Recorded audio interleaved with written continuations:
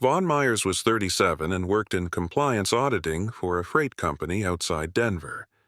Most people at that rooftop party thought they already knew his story. The quiet ex-boyfriend. The guy Sabrina Whitmore had outgrown. He stood near the edge of the crowd holding a $12 bourbon wearing the same navy blazer he'd owned for years.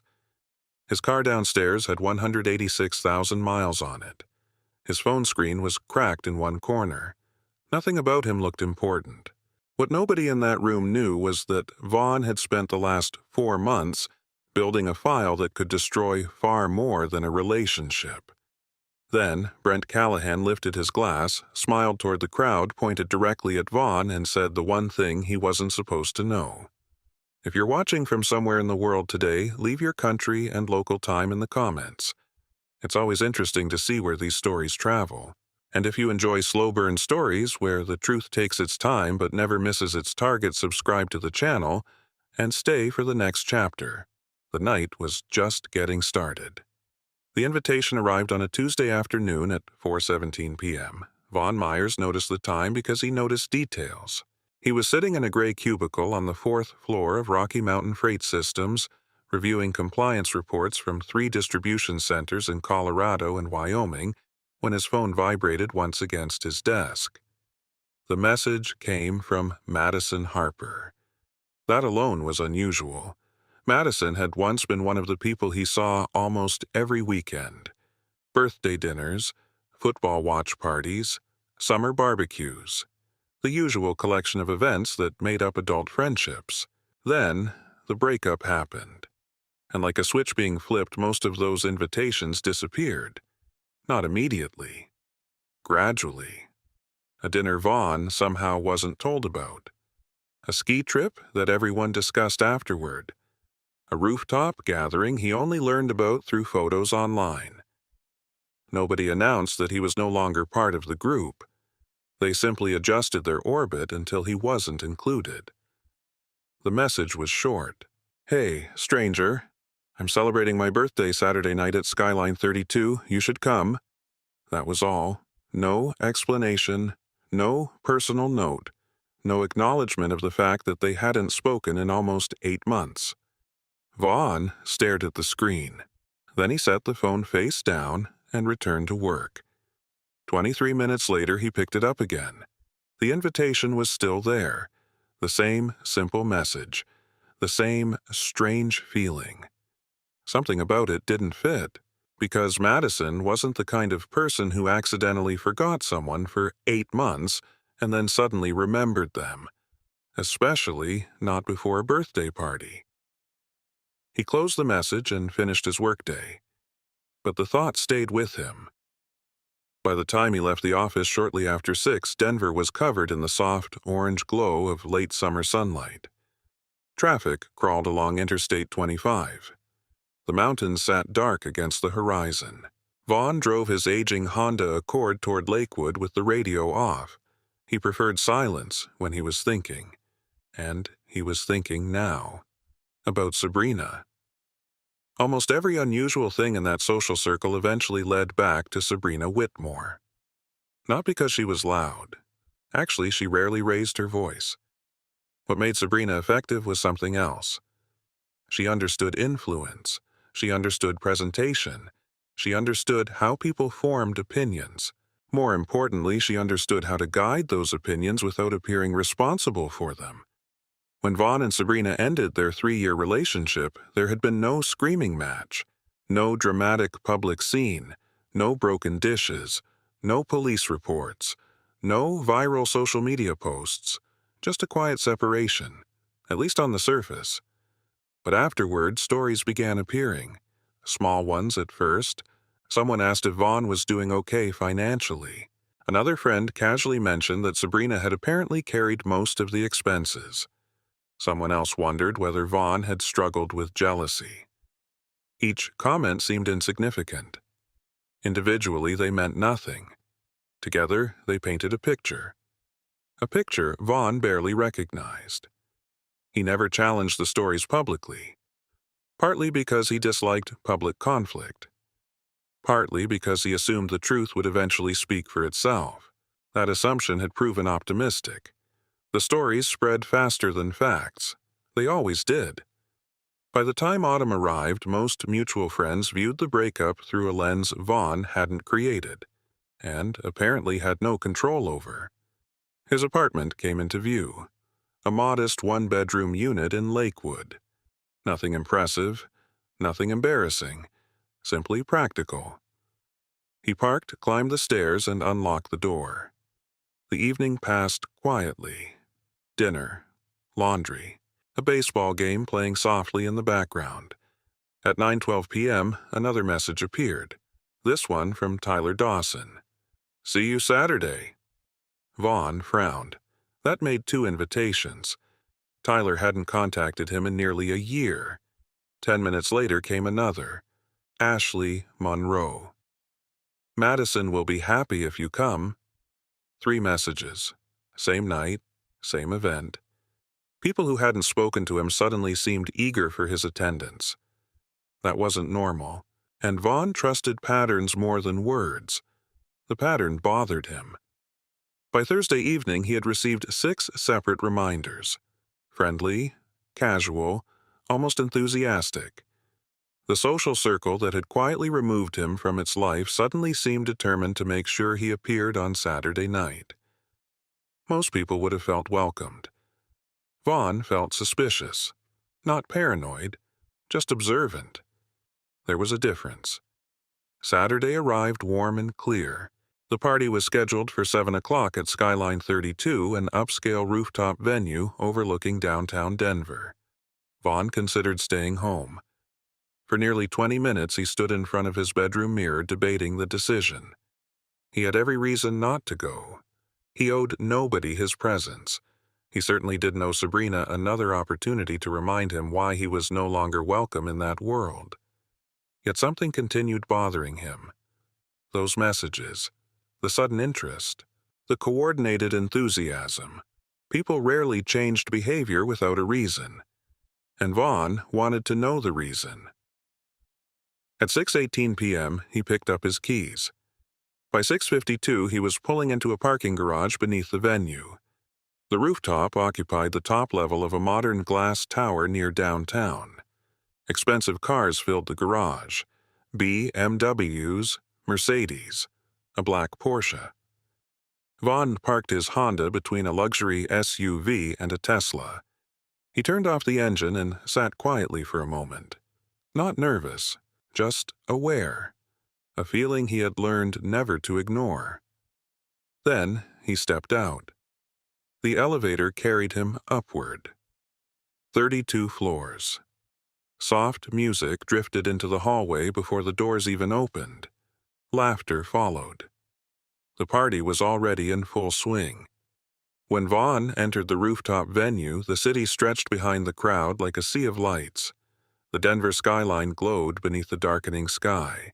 Servers moved between groups carrying trays of cocktails. String lights hung above polished concrete floors. Everything looked expensive. Everything looked effortless. And almost immediately, Vaughn noticed something strange. People noticed him. Not casually, not naturally. Several heads turned at once. A conversation paused. Someone whispered. Someone else glanced toward another group. The reaction lasted only seconds. Then, everyone resumed acting normal. But Vaughn saw it, the same way he noticed accounting discrepancies, tiny irregularities, small signals, a pattern. He walked toward the bar, ordered a bourbon, turned slightly, and finally spotted Sabrina. She stood near the center of the rooftop surrounded by friends. Elegant black dress, perfect posture, perfect smile. The same image she always presented to the world.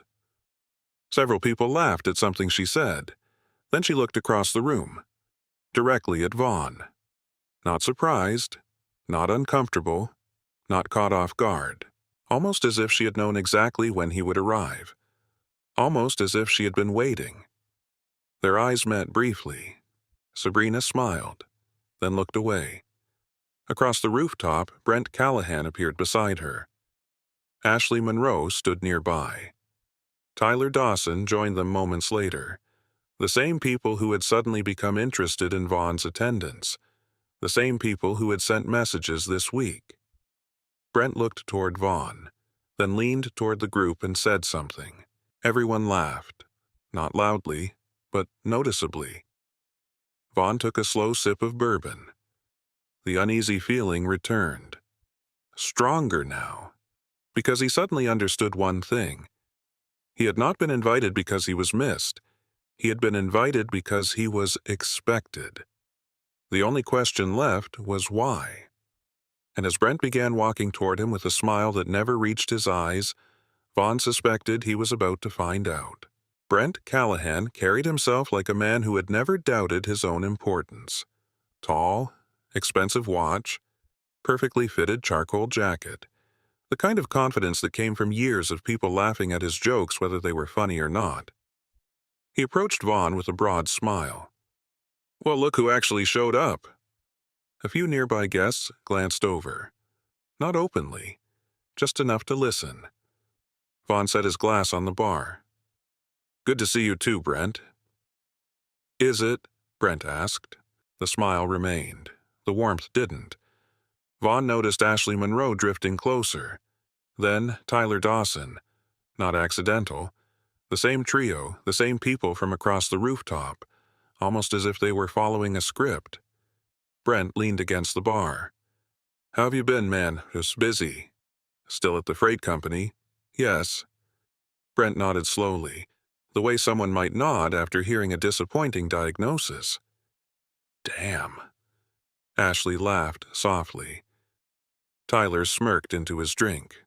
The first shot landed, small enough to sound harmless, sharp enough to carry meaning.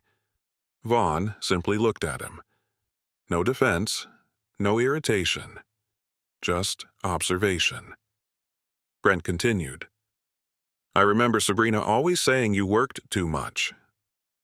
There it was. The first mention, not subtle, not accidental. Vaughn took a sip of bourbon. "Did she—" "Sure did." Ashley joined in. "She always seemed frustrated." Tyler nodded. "Yeah, you never really seemed ambitious." Several people nearby exchanged glances. The circle had widened. What started as a conversation now had an audience. Vaughn could feel it. People pretending not to listen, people listening anyway. The city lights reflected through the glass surrounding the rooftop. Music drifted overhead. The party continued. Yet a small stage had quietly formed, and Vaughn was standing in the middle of it. Most people would have tried to defend themselves, explain, argue, correct the record. Vaughn did none of those things, because something had become clear. This wasn't spontaneous. Every comment connected to the last one. Every joke reinforced the same image, the struggling ex-boyfriend, the man Sabrina had escaped, the man who couldn't keep up, the man who had been left behind. It was too organized to be coincidence.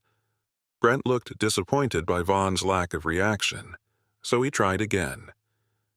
"What are they paying compliance auditors these days?" Ashley laughed. "Oh, don't do that. I'm serious." "No, you're not." "I am." Tyler raised his glass. "My guess, not enough to buy a new car?" A few people laughed. Not everyone, but enough. Vaughn watched faces, not words. Faces. That was where the truth lived. Some people looked entertained, some uncomfortable, some relieved they weren't the target. One face stood out. Rachel Mercer. She stood near the edge of the group speaking with another guest. She wasn't laughing. She wasn't smiling. She simply watched. The way an accountant watches numbers that don't add up. Interesting. Brent seemed encouraged. The crowd had rewarded him. So he pushed harder. "I saw your accord downstairs."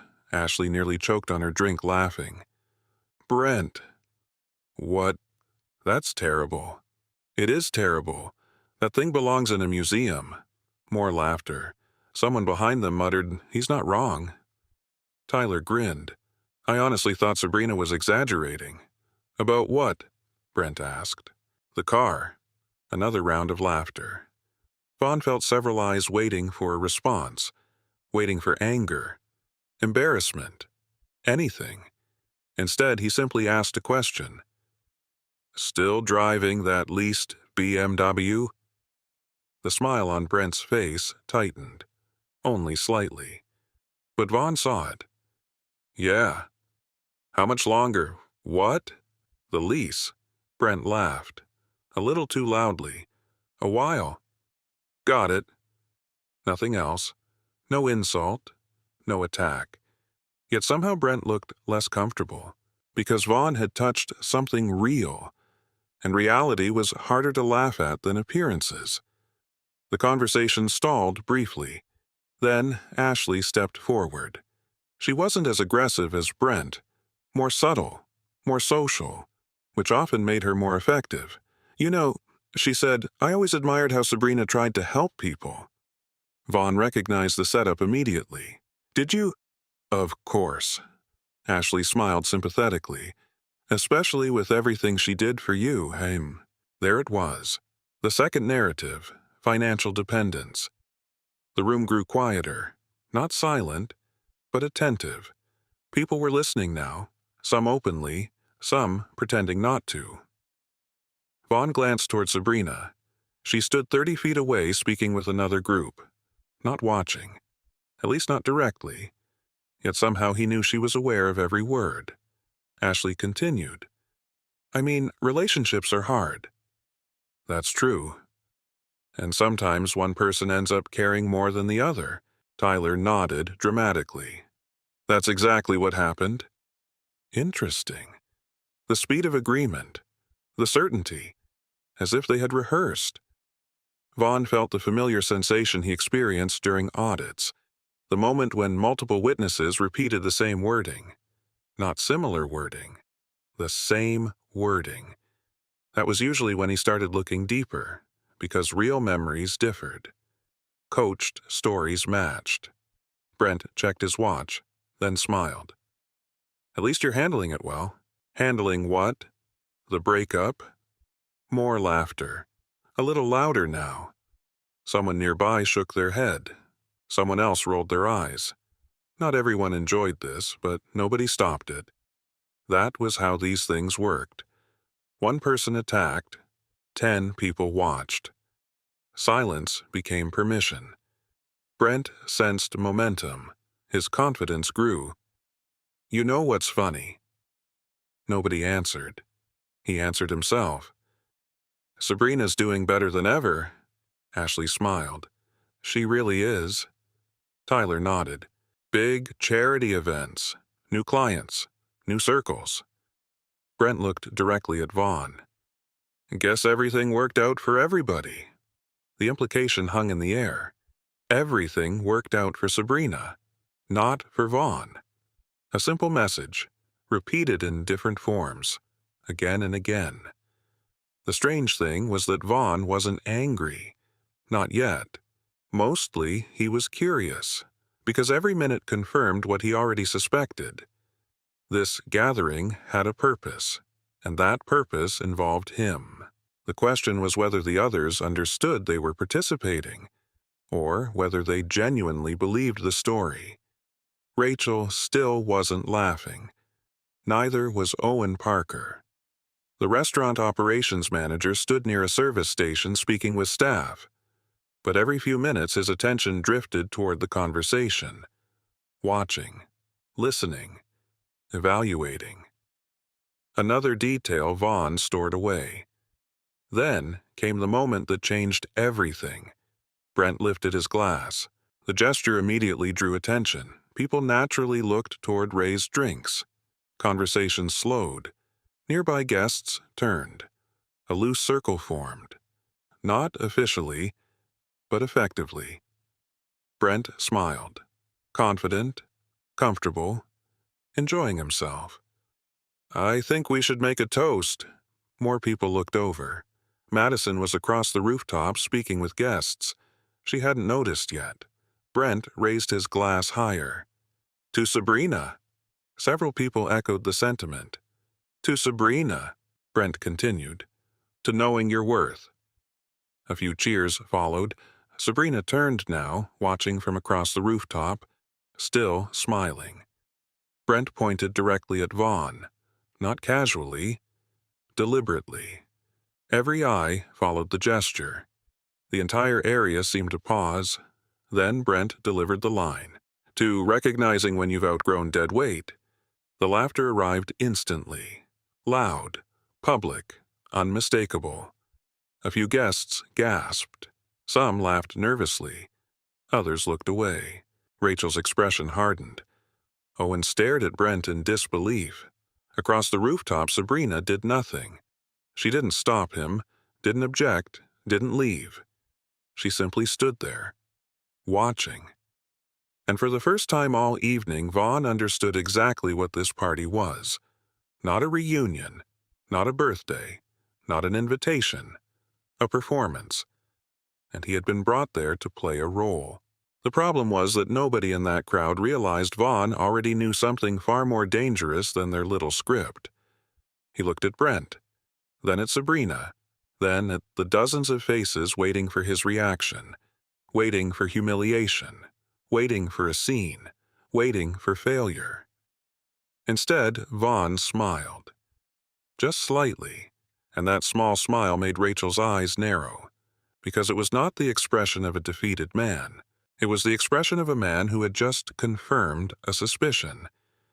And suddenly, for the first time that night, someone else looked nervous. The laughter did not last as long as Brent expected. It arrived quickly, then faded, because humiliation works best when the target participates, when the target looks embarrassed, defensive, wounded. Vaughn Myers did none of those things. He simply stood there holding his glass, watching, thinking. That was somehow more unsettling. Brent lowered his drink.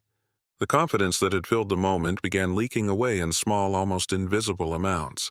Not enough for most people to notice, enough for Vaughn, enough for Rachel Mercer, enough for Owen Parker.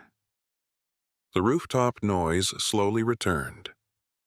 Music, conversations, waiters moving between tables. Yet something had shifted. The performance had not landed the way its organizers expected. Vaughn could feel it. He wasn't winning.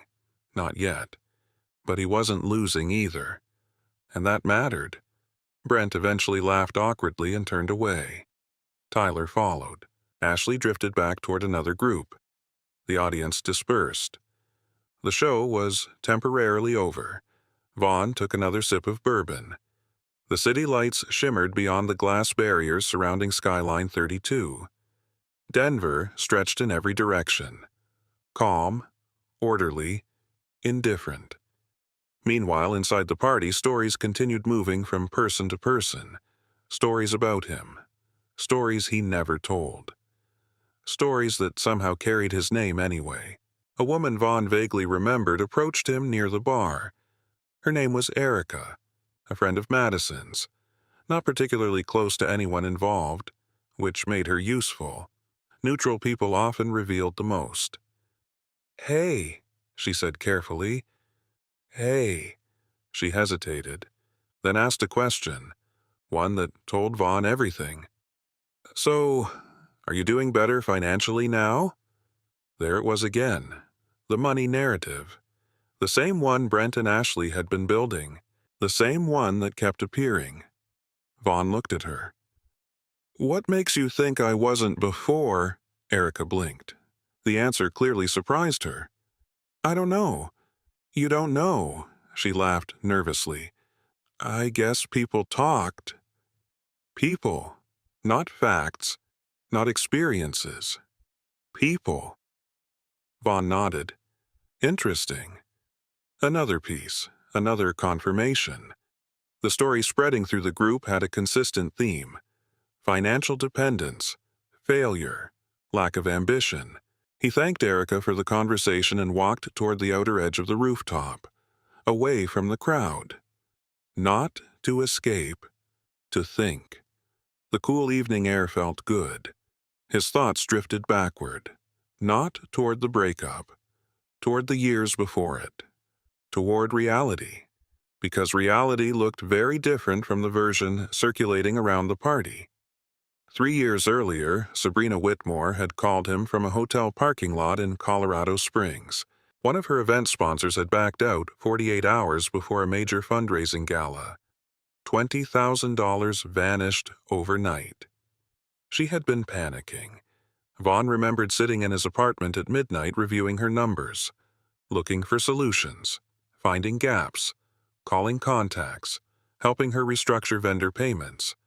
The event survived, not because of social media, not because of luck, because somebody quietly worked through the problem beside her.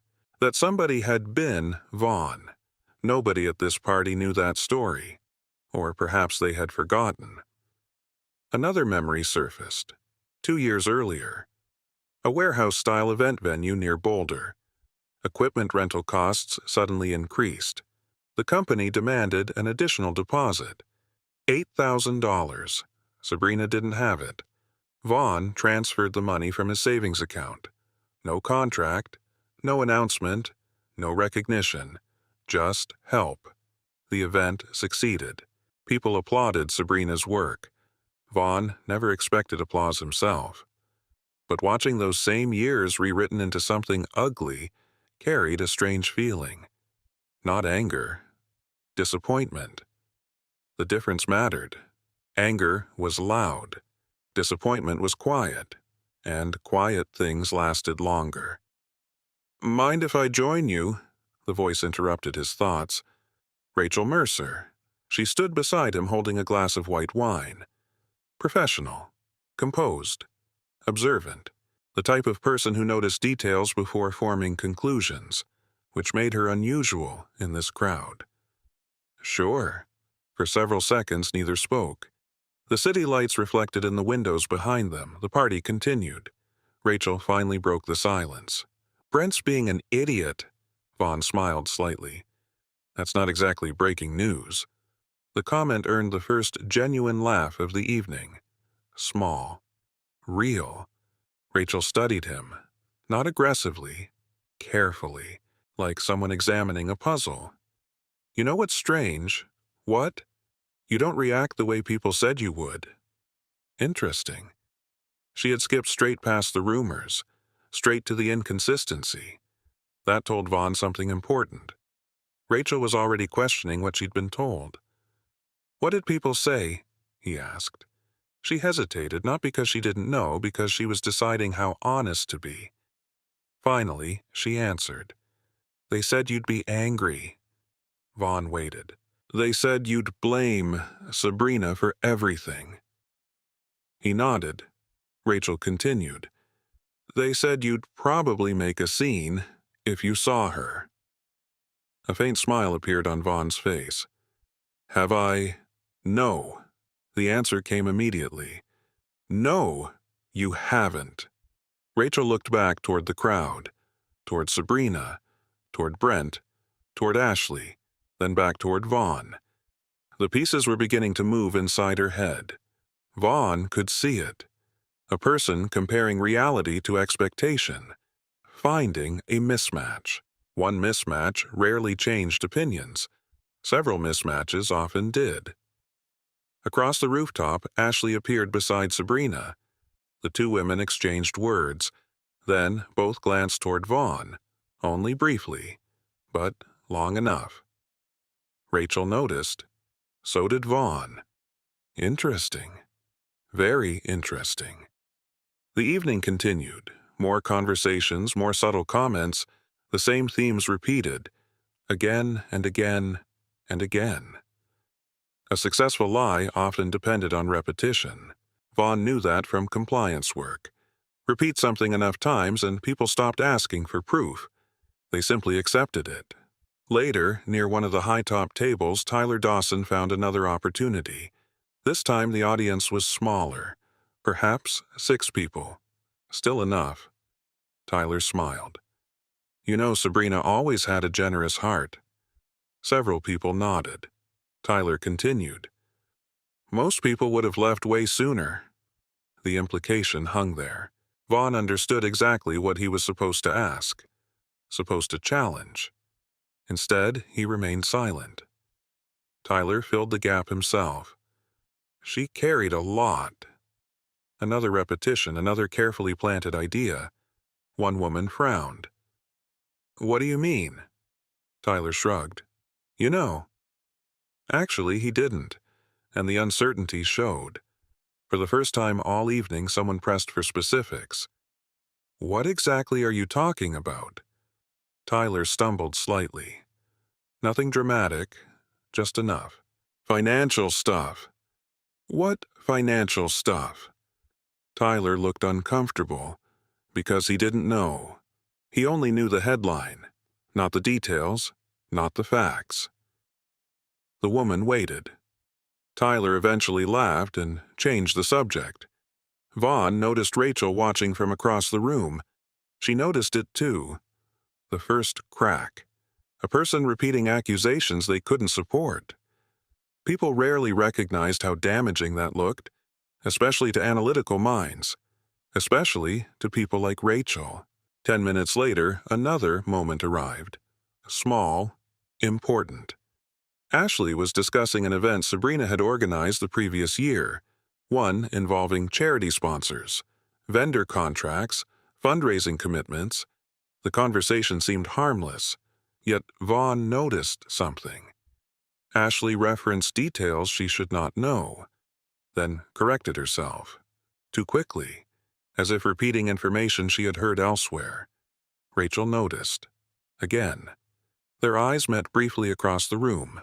No words, no signals, just recognition. Something wasn't fitting. Something was off. The picture being presented contained too many inconsistencies, too many borrowed stories, too many rehearsed narratives. Meanwhile, Sabrina remained surrounded by supporters, still smiling, still charming, still completely unaware of how closely Rachel had begun paying attention. Or perhaps she simply underestimated Rachel. Many people did, just as they underestimated Vaughn. And sometimes that was a costly mistake. An hour later, Rachel found herself watching Vaughn during another conversation. Watching how he answered questions. Watching what he didn't say. Watching what he refused to do. The image she had been given no longer matched the man standing in front of her. Not even close. And for the first time that night, Rachel Mercer began wondering whether the wrong person had been sitting on trial all along. At 9:14 p.m., Rachel Mercer made a decision. Not a dramatic one. Not the kind people noticed. The kind that happened quietly. The kind that changed everything later. Across the rooftop, Sabrina was entertaining another group of guests. Brent was telling a story that grew less accurate every time he repeated it. Ashley was laughing. Tyler was drinking. The party continued. But Rachel had stopped seeing the evening the same way. The inconsistencies kept piling up. The rehearsed comments. The identical accusations. The complete absence of evidence behind any of them. Most importantly, Vaughn himself. Nothing about him matched the picture she had been handed. A guilty man usually over-explained. A bitter man usually complained. An angry man usually looked for opportunities to strike back. Vaughn did none of those things. He listened, observed, remembered. That bothered her, because Rachel worked as a financial analyst. Her entire career depended on finding mismatches between stories and numbers, and tonight the numbers weren't balancing. She spotted Owen Parker near a service station speaking with one of the managers. Their eyes met. A silent conversation passed between them. Both had noticed the same thing. Both looked uncomfortable. Rachel walked toward him. "You seeing what I'm seeing?" Owen exhaled slowly.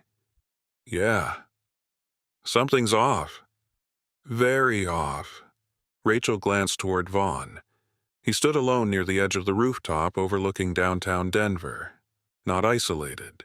Just separate. Watching. Thinking. Owen followed her gaze, then lowered his voice. "You know about the group chat?" Rachel looked at him. "What group chat?" For the first time all night, Owen seemed genuinely surprised.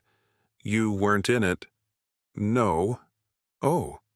That single word told her plenty. There was a group chat. There shouldn't have been. Not for a birthday party, not for a normal gathering. Rachel folded her arms. "What group chat?" Owen hesitated. The hesitation lasted only a second, but Vaughn would later realize it was probably the moment Owen chose a side. Not Vaughn's side. The truth's side.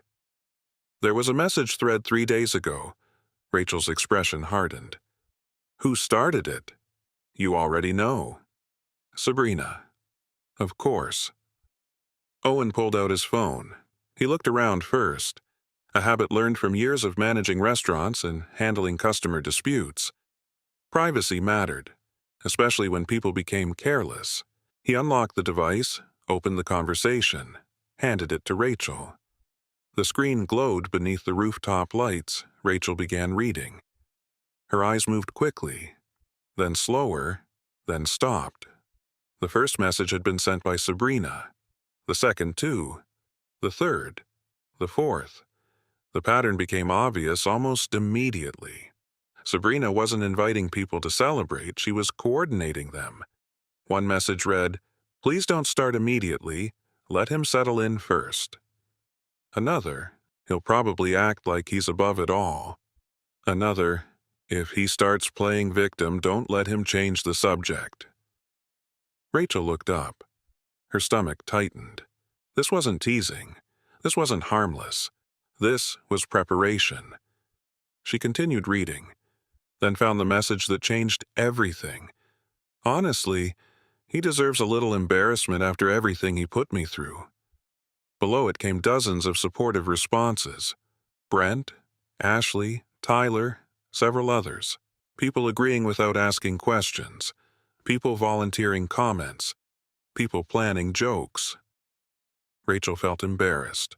Not for Vaughn, for herself, because she suddenly realized how close she had come to participating.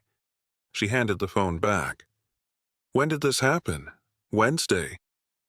"And everybody just went along with it." Owen gave a humorless laugh. "Most people did." Rachel stared toward the crowd, toward Sabrina. The woman looked flawless from a distance. Elegant, confident, admired. The image now felt different.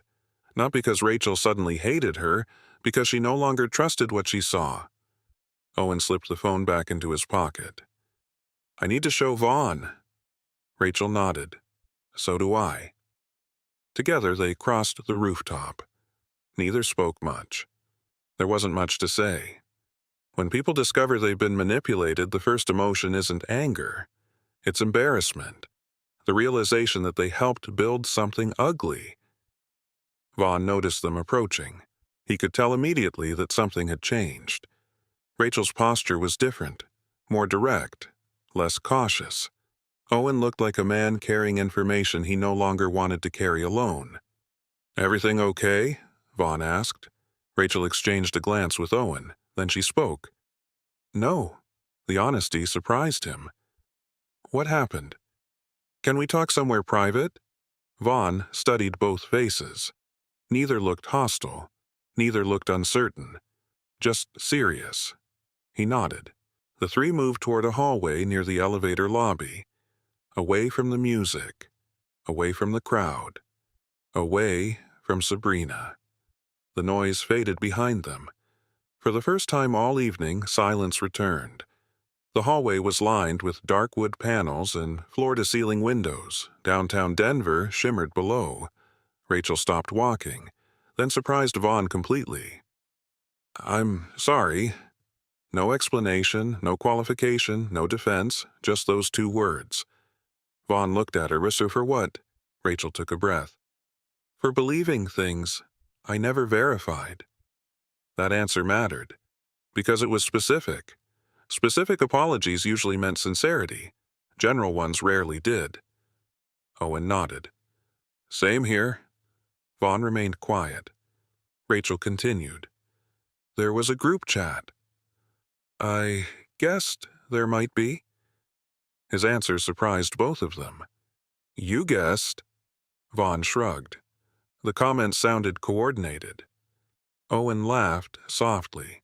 Yeah, that's because they were.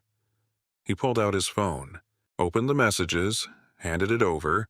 Vaughn began reading. The screen reflected in his eyes. Message after message. Instructions, suggestions, comments, planned insults, predictions, strategies. He read everything, carefully, methodically, the same way he reviewed compliance reports. No visible emotion, no anger, no shock, just processing.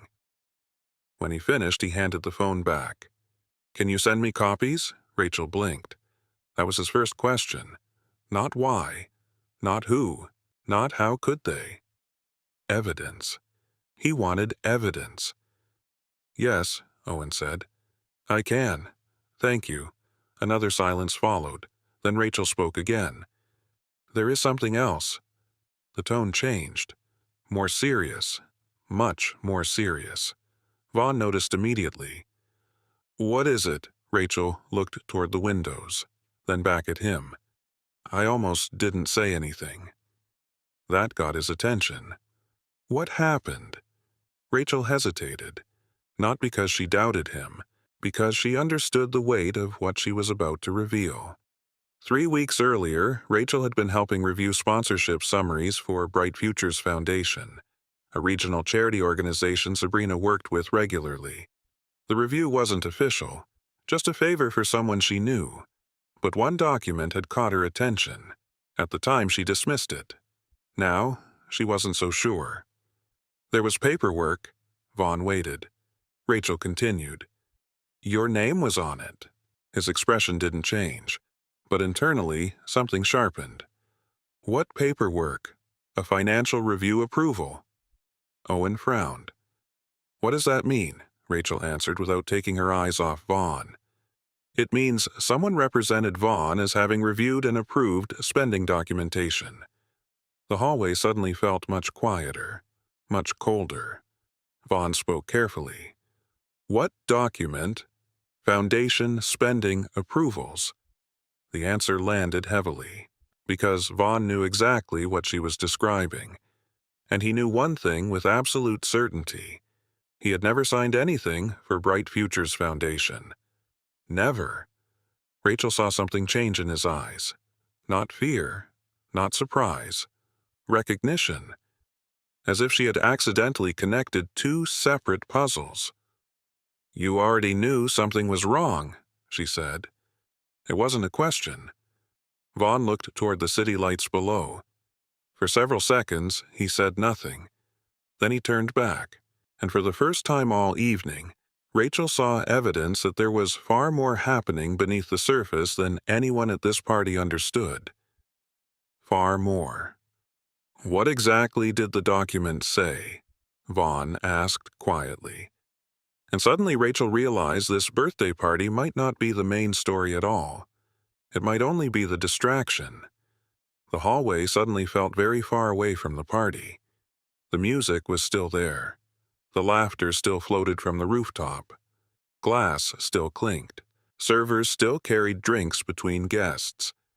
Yet standing beside the windows overlooking downtown Denver, Vaughn Myers felt as though he had stepped into an entirely different evening. Because Rachel Mercer had unknowingly crossed a line. The moment she mentioned approval documents carrying his name, the birthday party stopped being the main event. Now, it was connected. Connected to something Vaughn had been investigating for months. Something much larger. Rachel noticed the change immediately. Not in his expression. His face remained calm, but his attention sharpened, like a lens turning toward focus. What document? Vaughn asked again. Rachel thought carefully. I only saw it briefly. Was it digital? Yes.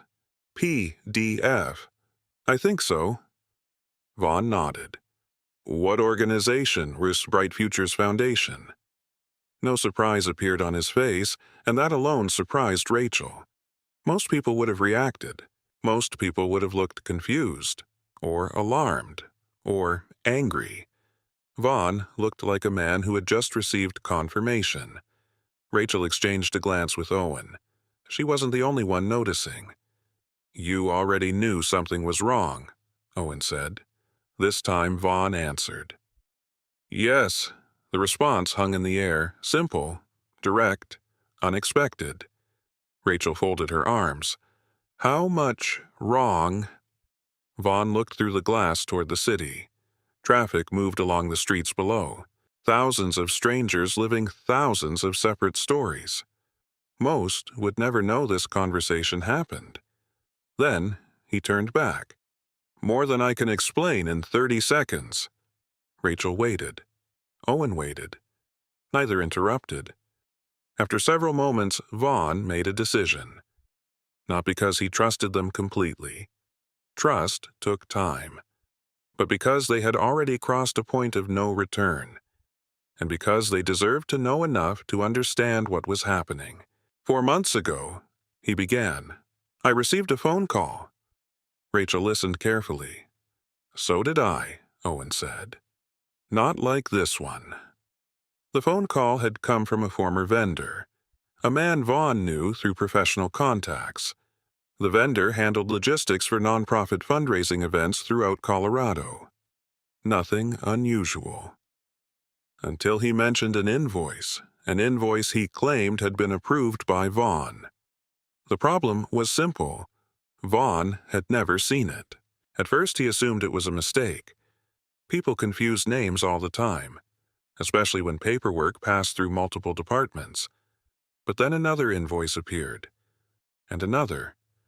Different dates, different vendors, different amounts, same approval, same name. His name. Rachel's eyes narrowed. "Someone was using your identity." "That's what I thought. And you reported it immediately." That part mattered, because Vaughn worked in compliance. Ignoring suspicious documentation wasn't just irresponsible, it was career suicide. The moment he saw the pattern, he started documenting everything. Every email, every approval, every payment trail, every signature. Everything. The habit had become second nature years ago. People lied. Records didn't. At least not easily. Rachel nodded slowly. She understood that mentality. Numbers first, stories second. "What did you find?" she asked. Vaughn exhaled. "Enough to hire an attorney." That answer landed heavily. Owen looked genuinely surprised. "You hired a lawyer 3 months ago." The silence that followed spoke volumes. Because hiring a lawyer meant the problem wasn't small. It meant Vaughn believed criminal exposure was possible. Potentially serious exposure. Rachel looked back toward the party. Toward Sabrina. A sudden uncomfortable realization formed. What does she have to do with this? Vaughn didn't answer immediately. Instead, he pulled out his phone. Opened an email. Not the attachment. Not the evidence. Just the sender. Benjamin Cross. Cross and Holloway Legal Group. Denver. Rachel recognized the firm. Most professionals in the city did.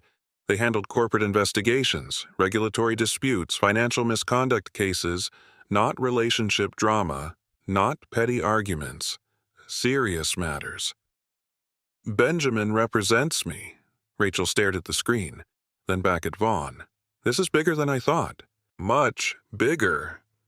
For several seconds, nobody spoke. The city lights reflected across the windows. Somewhere behind them, a burst of laughter rose from the rooftop crowd. The contrast felt surreal. One side of the wall held cocktails and birthday speeches. The other held discussions about potentially fraudulent documents. Then Vaughn spoke again, quietly. "Do you remember what the approval was for?" Rachel thought. "A vendor payment." "How much?" "I don't know." 5,000? "No." 10? "More." That got his attention. "How much more?" Rachel looked uncertain. I think around 30,000. Owen whistled softly. $30,000. Not a clerical error, not a typo, not something anyone accidentally approved. Vaughn already suspected where the money had gone. But hearing another piece of the puzzle fit into place made the picture clearer. And uglier. Much uglier. Rachel studied him. What exactly are you investigating? Vaughn considered the question, then chose his words carefully. Because details mattered, especially now.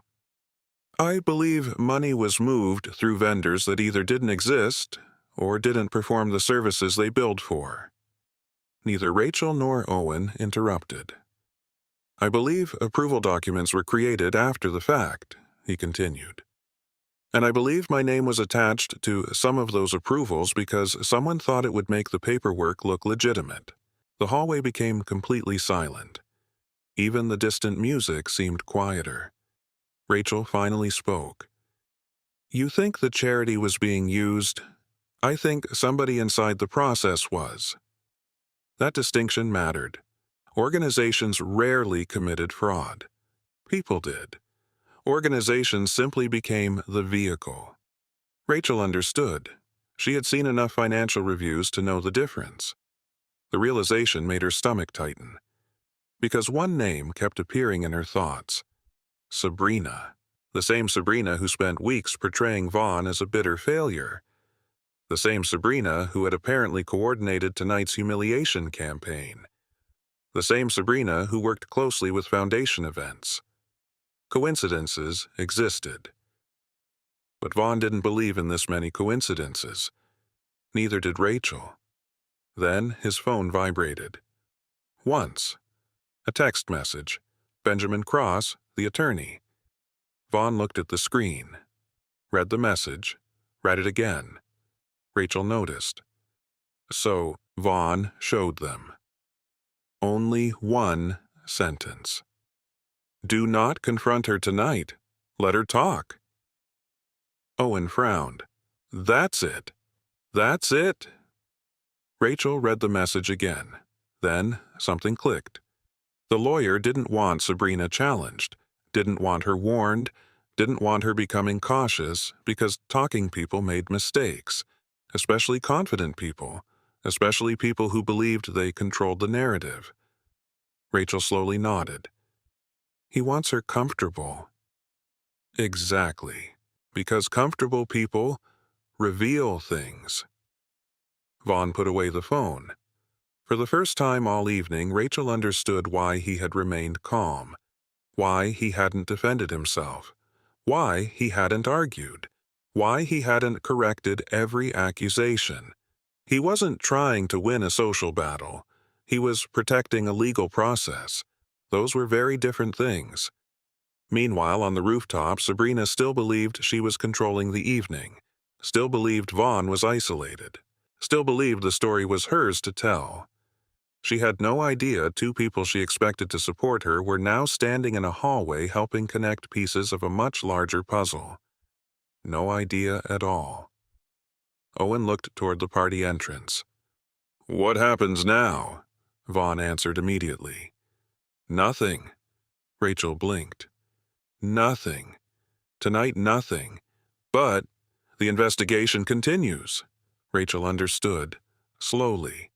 Painfully. The temptation to expose everything immediately was strong. Most people would have done it. Most people would have marched back into the party and started naming names, showing screenshots, making accusations, creating chaos. Vaughn wasn't interested in chaos. He wanted evidence, and evidence required patience. Another text appeared, this one from Owen, the screenshots, the group chat. Every message, every instruction, every planned insult. Delivered, documented, preserved. Vaughn looked at the files, then at Rachel, then at Owen. Thank you. The words were sincere. Rachel nodded once, then glanced toward the rooftop entrance. Because footsteps were approaching, and whoever was coming was only seconds away from turning this night in an entirely new direction. The footsteps belonged to a waiter. Nothing dramatic, no confrontation, no interruption. Just a young employee carrying a tray of empty glasses toward the service area.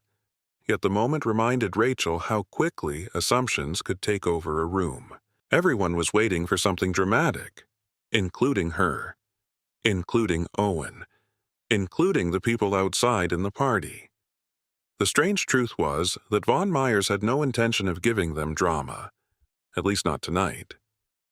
The waiter disappeared down another hallway. The three stood silently for another moment.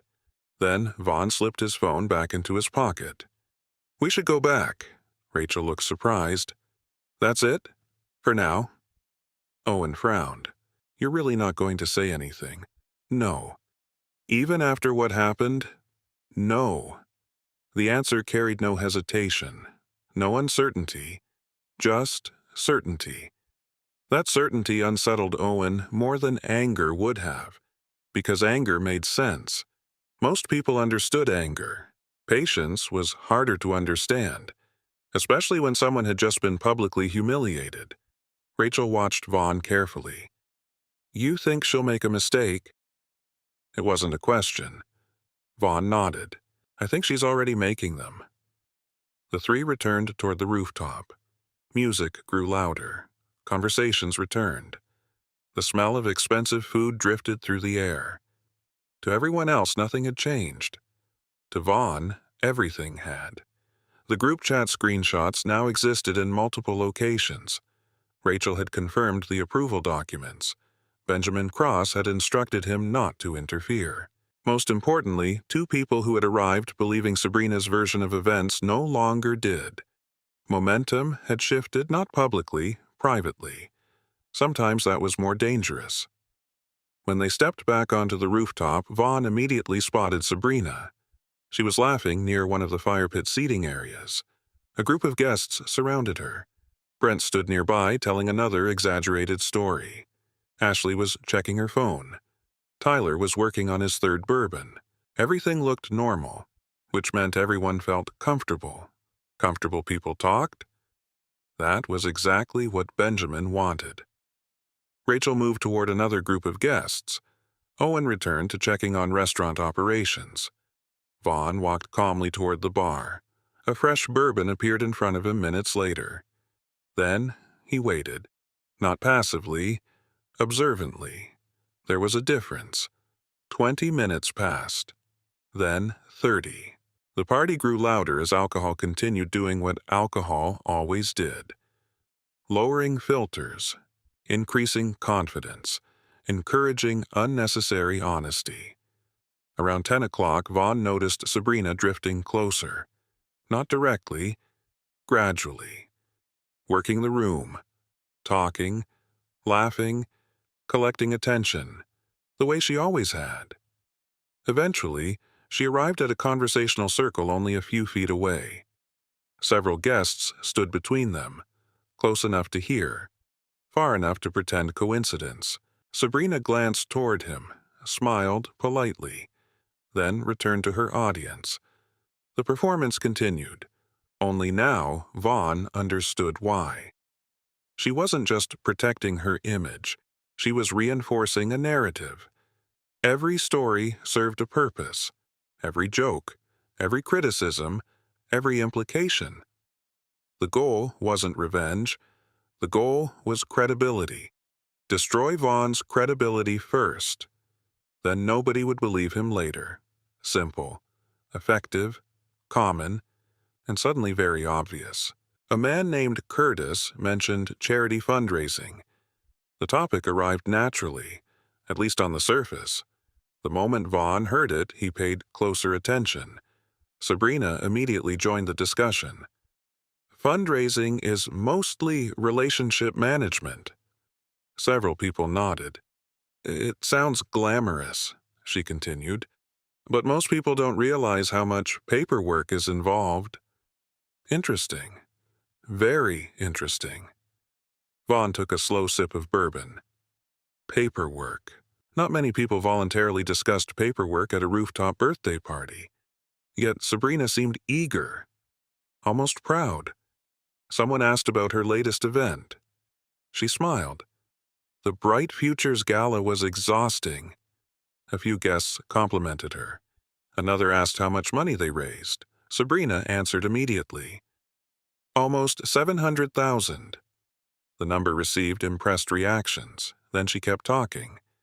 That was the important part. Nobody had asked for details. Yet details kept coming. The first sign of overconfidence. Honestly, the hardest part wasn't fundraising. She laughed. It was managing approvals. Vaughn said nothing, but his attention sharpened. Rachel happened to be standing nearby. She heard it too. Sabrina continued. Every vendor needs sign-offs. A guest nodded. Sounds like a nightmare. It is. Another laugh. Then Sabrina said something that made Vaughn stop moving entirely. A small thing. Tiny. Easy to miss. Especially when invoices come in late.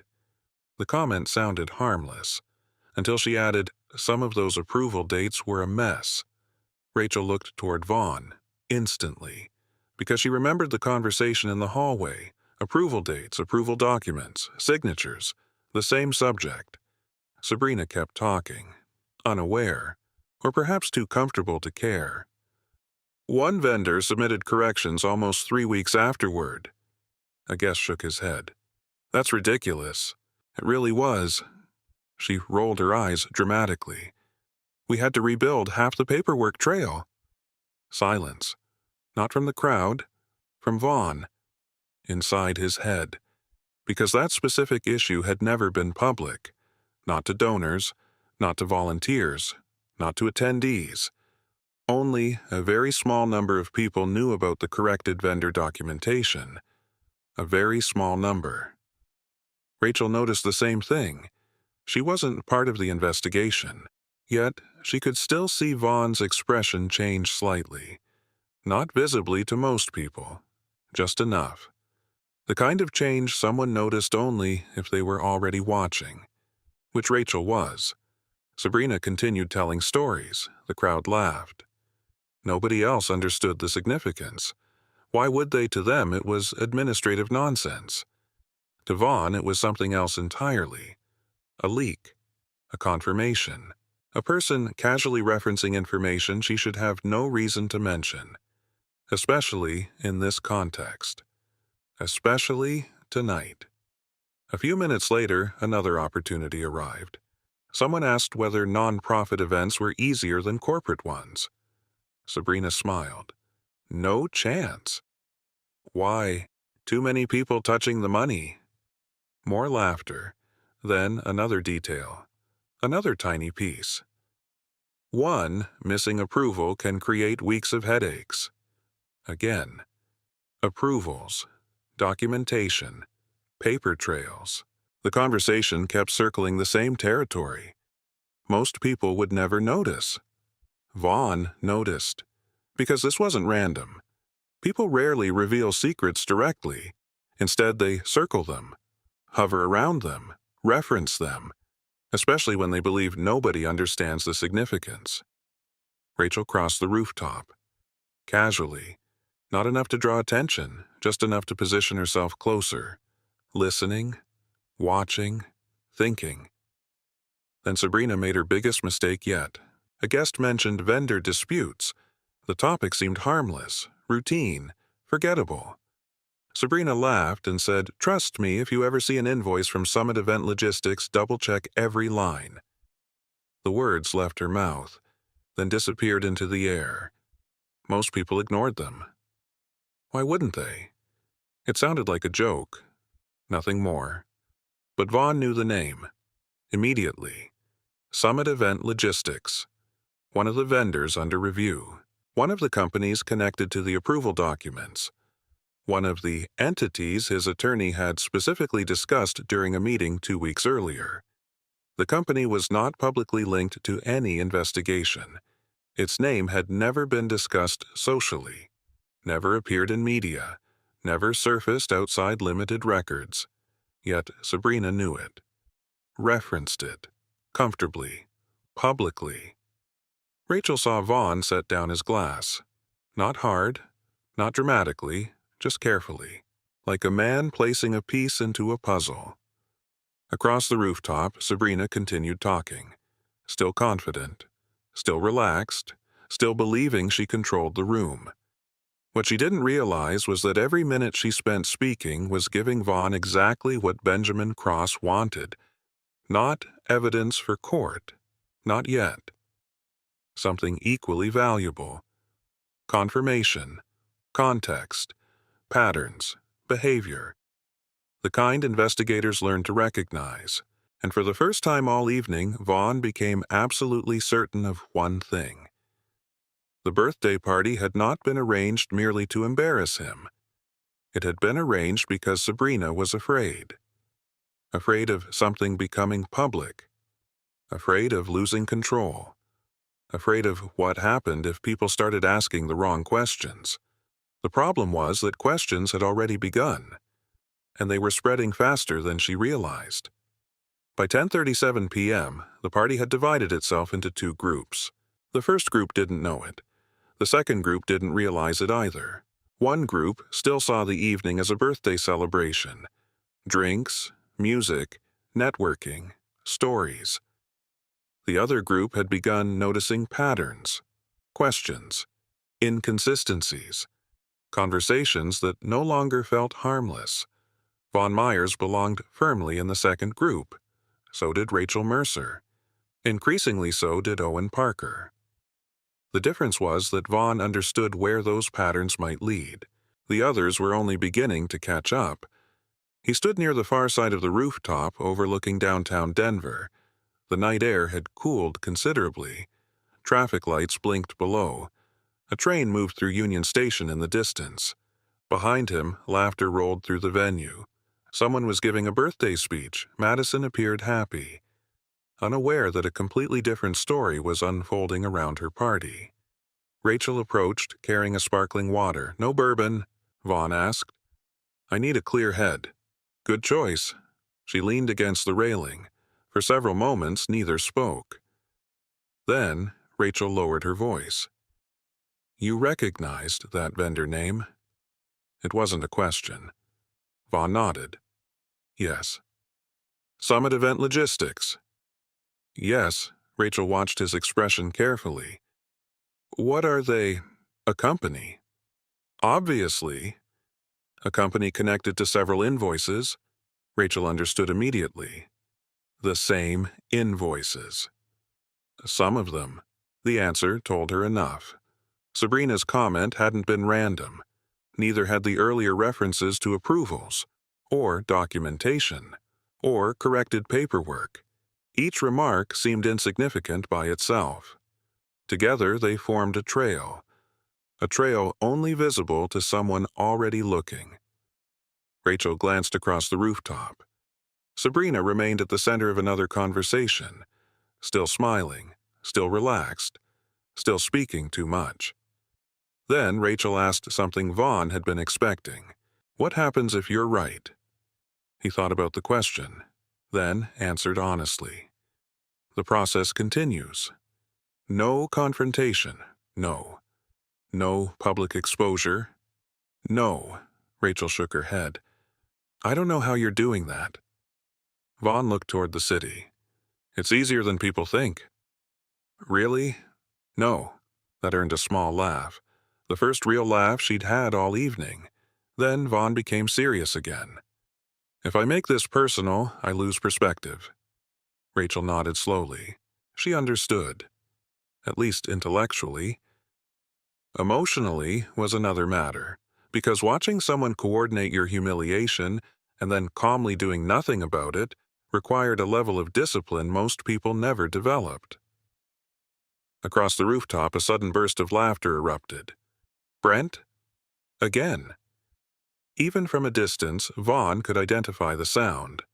Brent had reached the stage of drinking where volume replaced humor, the stage where every story became bigger, every joke became louder, every decision became worse, a dangerous stage, especially for someone who enjoyed attention.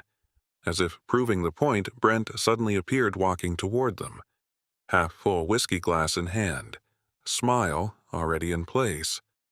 Rachel sighed. "Here we go." Brent stopped a few feet away. "There you are." Vaughn said nothing. Brent looked between them. "You two hiding from the party?" "No," Rachel replied. "Talking." Brent laughed. "About compliance reports." Rachel rolled her eyes. The joke landed badly. Brent either didn't notice or didn't care. Probably the second. He focused on Vaughn. "You know, man, I've been thinking." That sentence rarely led anywhere good. Vaughn remained silent. Brent continued. "You should actually thank Sabrina." Rachel closed her eyes briefly, almost tired now. Not shocked, just tired. Vaughn looked at Brent. "For what? For helping you move on." The grin widened. Brent expected support. Laughter. Something. Instead, he found nothing. No audience. No reaction. The silence stretched. Uncomfortable. Brent tried again. "Come on, you know what I mean." Still nothing. The strange thing about silence was that it often forced people to keep talking, and the more they talked, the worse things became. Brent proved the rule perfectly. "You were never really a fit for her anyway." Rachel's jaw tightened. Not because of the insult, because of how desperate it sounded. The evening had changed. People could feel it. Brent couldn't, or refused to. He still thought this was working. Then Vaughn asked a simple question. One question. Nothing more. "Why were you invited?" Brent blinked. "What?" "To the group chat." The effect was immediate. Not dramatic, not explosive, just immediate. For the first time all evening, Brent looked uncertain. A small hesitation, a brief flicker. Gone, almost instantly. But Rachel saw it. Vaughn saw it. Brent laughed. "What group chat?" The lie arrived too quickly. Too automatically. A poor choice. Because innocent people usually asked questions. They didn't immediately deny things. Rachel watched carefully. Brent shifted his weight, then changed the subject. A second poor choice. Moments later, he excused himself and left. The retreat wasn't graceful. It didn't need to be. The important part was that it happened. Rachel watched him disappear into the crowd. He knows. Yes. He knows you know. Probably. Rachel exhaled slowly. Things were becoming unstable. Not publicly, privately. The people who understood pieces of the truth were beginning to recognize one another, and that recognition changed behavior. Meanwhile, across the venue, Owen was having his own realization. As operations manager, he had access to information most guests never considered. Not secrets, procedures, infrastructure, systems, the invisible mechanics of how a business functioned. He stood near a service station speaking with one of his assistant managers. Then his eyes drifted toward the fire pit seating area, toward Sabrina's group, toward the cameras mounted discreetly above the rooftop exits. An idea formed. Simple. Obvious. Important. 10 minutes later, he found Vaughn near the bar. "I need to tell you something." Vaughn immediately recognized the tone. Important. "What is it?" Owen lowered his voice. "The cameras." Vaughn waited. "Security cameras." "Yes. Okay. They cover most of the public areas." "Interesting.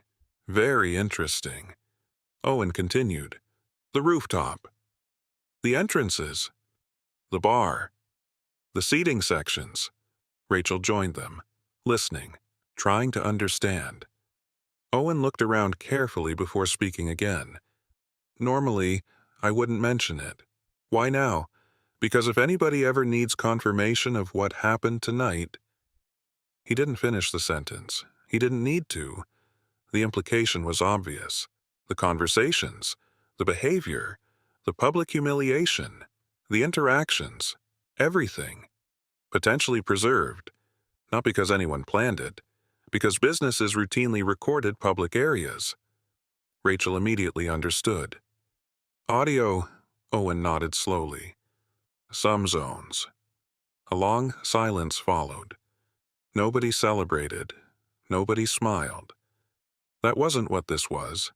It wasn't a weapon. It was evidence, and evidence mattered, especially when the stories started changing, especially when memories became selective, especially when people suddenly claimed they never said what everyone heard them say. Vaughn considered the information carefully, then nodded. Can the footage be preserved? Yes. That answer mattered, a lot. Vaughn immediately pulled out his phone, opened a message thread. Benjamin Cross, his attorney. The text was short. Security footage may exist. Public areas, potential audio coverage, need preservation request. The reply arrived 3 minutes later. Almost immediately. Preserve everything. Do not discuss this with her. That was all. Clear, direct, predictable. Rachel read the message. So the lawyer wants it saved. Yes, Owen nodded. I can make sure nobody deletes anything. Another important piece clicked into place. No confrontation, no accusations, no emotional scene. Just documentation. Quiet, methodical, professional. Exactly the opposite of what Sabrina expected. Exactly the opposite of what Brent wanted. Then, just as Vaughn slid his phone back into his pocket, a restaurant employee approached from the main entrance. The young woman looked uncertain, almost nervous. Owen, he turned. Yeah, there's someone downstairs asking for Sabrina Whitmore. Owen frowned. Who? The employee glanced toward the elevator, then back at him. A woman. What woman? The employee swallowed. She said she's with Bright Futures Foundation. The words landed heavily. Rachel froze. Owen stopped moving. And for the first time all night, Vaughn felt the investigation beginning to move on its own. Not because he pushed it, because systems were finally catching up. Across the rooftop, Sabrina was still laughing, still talking, still completely unaware that someone had just arrived asking specifically for her. The name hit Rachel first, not because she knew the woman, because she understood timing. There were 365 days in a year, thousands of possible moments. Yet somehow a representative from Bright Futures Foundation arrived at this rooftop party on the exact night Sabrina Whitmore had organized a campaign to publicly discredit Vaughn Myers. The coincidence felt impossible. Owen clearly felt the same way. The young employee shifted nervously. Should I send her up? Owen looked toward Vaughn, then toward the crowded rooftop, then back toward the elevator. Who exactly is she? The employee checked her phone. Victoria Hale. That name meant nothing to Owen. It meant everything to Rachel. Her eyes widened immediately. Oh, Vaughn noticed. You know her, Rachel nodded. Not personally, but she's on the foundation board. The silence that followed felt heavier than anything that had happened all evening. Board member. Not volunteer, not assistant, not event coordinator, board member. People at that level did not spend Saturday nights chasing paperwork unless something serious was happening. Very serious. Owen slowly exhaled. That's bad. Rachel looked toward Sabrina. Depends who you're asking. The employee remained standing there awkwardly, waiting for instructions. Owen finally nodded. Bring her up. The employee disappeared. The moment she was gone, Rachel turned toward Vaughn. Did Benjamin know? I don't know. You didn't arrange this. No. She believed him immediately. Not because she trusted him completely, because she understood process. Board members did not appear because ex-boyfriends made phone calls. Organizations didn't work that way. If Victoria Hale was coming, she was coming because the foundation had concerns of its own. Real concerns. Independent concerns. The kind that existed long before tonight. Across the rooftop, Sabrina remained completely unaware. She stood beside a fire pit speaking to several donors and local business owners. The scene looked perfect. Her posture, her smile, the confidence, everything carefully controlled. Vaughn watched her from a distance, and for the first time all evening he felt something close to sympathy. Not because she deserved it, because she didn't understand what was about to happen. People often imagined consequences arriving dramatically. They pictured shouting, police cars, public accusations. Reality was usually quieter. A phone call, an email, a board meeting, a request for documents, the system moving one step at a time. And once it started moving, stopping it became difficult. Very difficult. Several minutes later, the elevator doors opened. A woman stepped onto the rooftop. Mid-40s. Professional. Dark blue blazer despite the warm evening. No cocktail dress, no party attire, no attempt to fit in. She looked exactly like what she was. Someone there for business, not celebration. Rachel immediately recognized her from foundation materials. Victoria Hale, board member, audit committee, 20 years in nonprofit governance, a reputation for asking uncomfortable questions, the type of person who read reports instead of summaries, the type of person Sabrina should have been worried about. Victoria surveyed the rooftop, not dramatically, methodically, searching. Within seconds her eyes found Sabrina. Interesting. No hesitation, no uncertainty. She had come for one person, and she knew exactly where that person was. The employee approached her and pointed discreetly toward the fire pit area. Victoria nodded once, then began walking. Several guests noticed, most returned to their conversations. A few watched curiously. Something about her presence felt different, important, even if nobody understood why. Rachel crossed her arms. "Here we go." Vaughn said nothing. He simply watched, the same way he had watched the entire evening. Victoria reached Sabrina's group. The interaction began politely. Too far away to hear, close enough to observe. Sabrina smiled. Victoria introduced herself. Sabrina's smile remained for approximately 3 seconds, then changed. Not dramatically, barely, a tiny shift. Enough for Vaughn to notice, enough for Rachel, too. The smile became tighter, more controlled, less natural. Victoria spoke again. Sabrina nodded. The smile disappeared completely. Now several people were watching.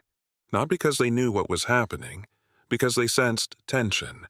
Human beings were remarkably good at detecting tension, even without context. A businessman near the bar paused mid-conversation. Ashley glanced toward the interaction. Tyler noticed next. Then Brent, like ripples moving across water. Attention spread. Victoria remained calm, professional, never raising her voice, never gesturing dramatically. That made the scene more uncomfortable, because there was no obvious conflict, only seriousness, the kind that couldn't be laughed away. Sabrina spoke, Victoria listened, then responded. The exchange lasted perhaps 2 minutes, no more. Then something unexpected happened. Victoria gestured toward a quieter section of the rooftop, away from the crowd. A request. Private conversation. Sabrina hesitated, only briefly, then agreed. They walked together toward a corner seating area. People tried not to stare. Many failed. Rachel watched carefully. "What do you think she's saying?" Vaughn considered the question, then answered honestly. "No idea." That wasn't entirely true. He had ideas. Several. But assumptions weren't evidence, and Vaughn had spent his entire career learning the difference. Meanwhile, another development unfolded. Ashley Monroe appeared beside Brent. The two whispered urgently. Tyler joined them. Their eyes repeatedly drifted toward Sabrina, then toward Vaughn, then back again. Interesting. Very interesting. Because it suggested fear, not certainty, not confidence. Fear. The emotional tone of the evening was changing. People who felt safe behaved differently than people who felt exposed. Rachel noticed it too. They're nervous. Yes. They know something. Probably. Across the rooftop, Victoria removed a folder from her bag. A physical folder. That detail alone caught Vaughn's attention. Most professionals use tablets now. Laptops. Digital files. Bringing paper usually meant one of two things. Either the documents were important, or someone expected signatures. Neither possibility looked good. Victoria opened the folder. Sabrina looked down, then froze. The reaction lasted less than a second. Long enough. More than enough. Rachel saw it. Owen saw it. Even Brent noticed. Whatever Victoria showed her had landed. Hard. Sabrina immediately started speaking. Quickly. Too quickly. People explaining normal situations rarely accelerated their speech. People explaining problems often did. Victoria listened, occasionally responding, never appearing emotional, never appearing hostile, just focused. The crowd continued pretending not to watch. A collective performance. Nobody wanting to appear interested while remaining completely interested. Then Rachel quietly said something. Look. Vaughn followed her gaze. Victoria had removed a document from the folder. 1 page. Single sheet. She placed it on the table between them. Sabrina stared at it, motionless. Even from a distance, Vaughn couldn't identify the document. But he recognized the posture, the reaction, the sudden stillness, someone looking at something they did not expect to see. Several more minutes passed. Then Victoria stood, not abruptly, simply finished. The conversation appeared over. Sabrina remained seated, looking down at the table. Victoria gathered the folder, turned, and began walking back across the rooftop, directly toward the main exit. Several guests looked away immediately, pretending they hadn't been watching. Victoria reached the elevator corridor, then paused. Only once. Her eyes moved across the crowd, scanning, searching, finally settling on Vaughn. Not for long, 1 second, maybe 2, but enough. Recognition, nothing more. Then she entered the elevator and disappeared. The doors closed. The rooftop fell into an odd silence. Not literal silence, social silence. The kind that arrives when people know something significant has happened but don't yet understand what. Across the venue, Sabrina slowly stood from her chair. Her expression was composed, carefully composed. Yet the confidence from earlier was gone. Not completely, just enough. The difference was subtle. The difference was real. Rachel looked toward Vaughn. What now? Before he could answer, Owen's phone vibrated. He checked the screen, read the message, then looked up. His expression changed immediately. "What is it?" Rachel asked. Owen swallowed. "It's from one of the Foundation contacts I know." The rooftop suddenly felt smaller. "What did they say?" Owen looked directly at Vaughn, then spoke quietly. "There are questions about approval documents carrying your signature." The words hung in the air. Heavy, precise, official. And for the first time that night, the issue was no longer theoretical. Someone inside the Foundation was actively examining the documents. The system had begun moving, and systems once moving rarely cared about anyone's social reputation. The strange thing about truth was that it rarely arrived all at once. People imagined dramatic revelations. A folder slammed onto a table. A confession. A public collapse.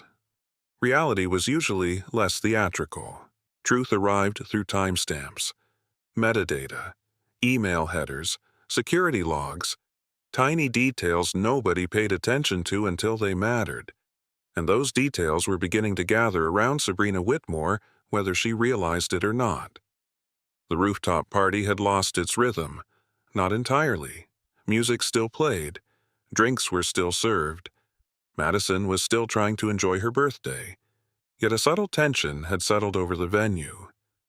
Guests sensed something, not enough to understand it, enough to feel it. Across the rooftop, Sabrina was speaking with Ashley and Tyler. Her smile had returned, at least from a distance, but Vaughn noticed the difference. The smiles lasted shorter now. The pauses lasted longer. She checked her phone more frequently. A person trying to stay informed, trying to stay ahead, trying to maintain control. The problem was that control was slipping, and she didn't know how much. Rachel stood beside Vaughn near one of the glass walls. Neither spoke for a while. Both watched. Finally, Rachel broke the silence. "Do they know Wahusha, the foundation?" Vaughn considered the question, then nodded slowly. "They know enough to ask questions, and enough to worry, definitely." Rachel looked toward Sabrina. "What happens when they verify the signatures?" That question mattered. Because signatures were objective, stories could be debated, memories could be challenged. Signatures left trails, and trails created evidence. Vaughn answered carefully. "They won't start with signatures." Rachel frowned. "What do you mean they'll start with timelines?" That answer confused her, so Vaughn explained. Because this was where people made mistakes. They focused on documents. Investigators focused on context. "If somebody claims I approved something," he said, "the first question isn't whether the signature looks real." Rachel listened. "The first question is whether I could have approved it." Understanding began appearing in her eyes. Travel records, access records, schedules, digital footprints, all the things people forgot existed. Vaughn continued. "If the approval happened while I was somewhere else, the signature becomes less important." Rachel nodded, because suddenly it made sense. And Vaughn already knew those timelines, knew them very well. Months earlier, when the first suspicious approvals surfaced, he had begun preserving everything. Not because he expected a fight, because documentation was habit. His work calendar, building access logs, company VPN records, expense reports, email activity, even travel receipts. Every piece existed. Every piece was dated. Every piece could be verified. Most people underestimated how difficult it was to fake reality after the fact. Reality left too many fingerprints. A vibration interrupted the conversation. Vaughn checked his phone. Benjamin Cross. Again, the attorney had clearly remained awake and active. The message was brief. "Any contact from Foundation." Vaughn responded immediately. Board member appeared. Spoke with Sabrina. Questions about approvals confirmed. 3 dots appeared, then disappeared, then reappeared. Finally, Benjamin's reply arrived. "Good. Do not engage. Let documents speak." The message perfectly matched everything Benjamin had advised from the beginning. No public accusations, no emotional confrontations, no unnecessary risks. Just evidence. Across the rooftop, Brent Callahan apparently had a different philosophy, because he was heading directly toward Vaughn again. Rachel saw him first. "Oh no." Vaughn looked up. Brent's confidence had become unstable. Alcohol had exaggerated everything. His walk, his voice, his need for attention, the dangerous combination of pride and uncertainty. People often became reckless when they sensed control slipping away. Brent stopped a few feet away.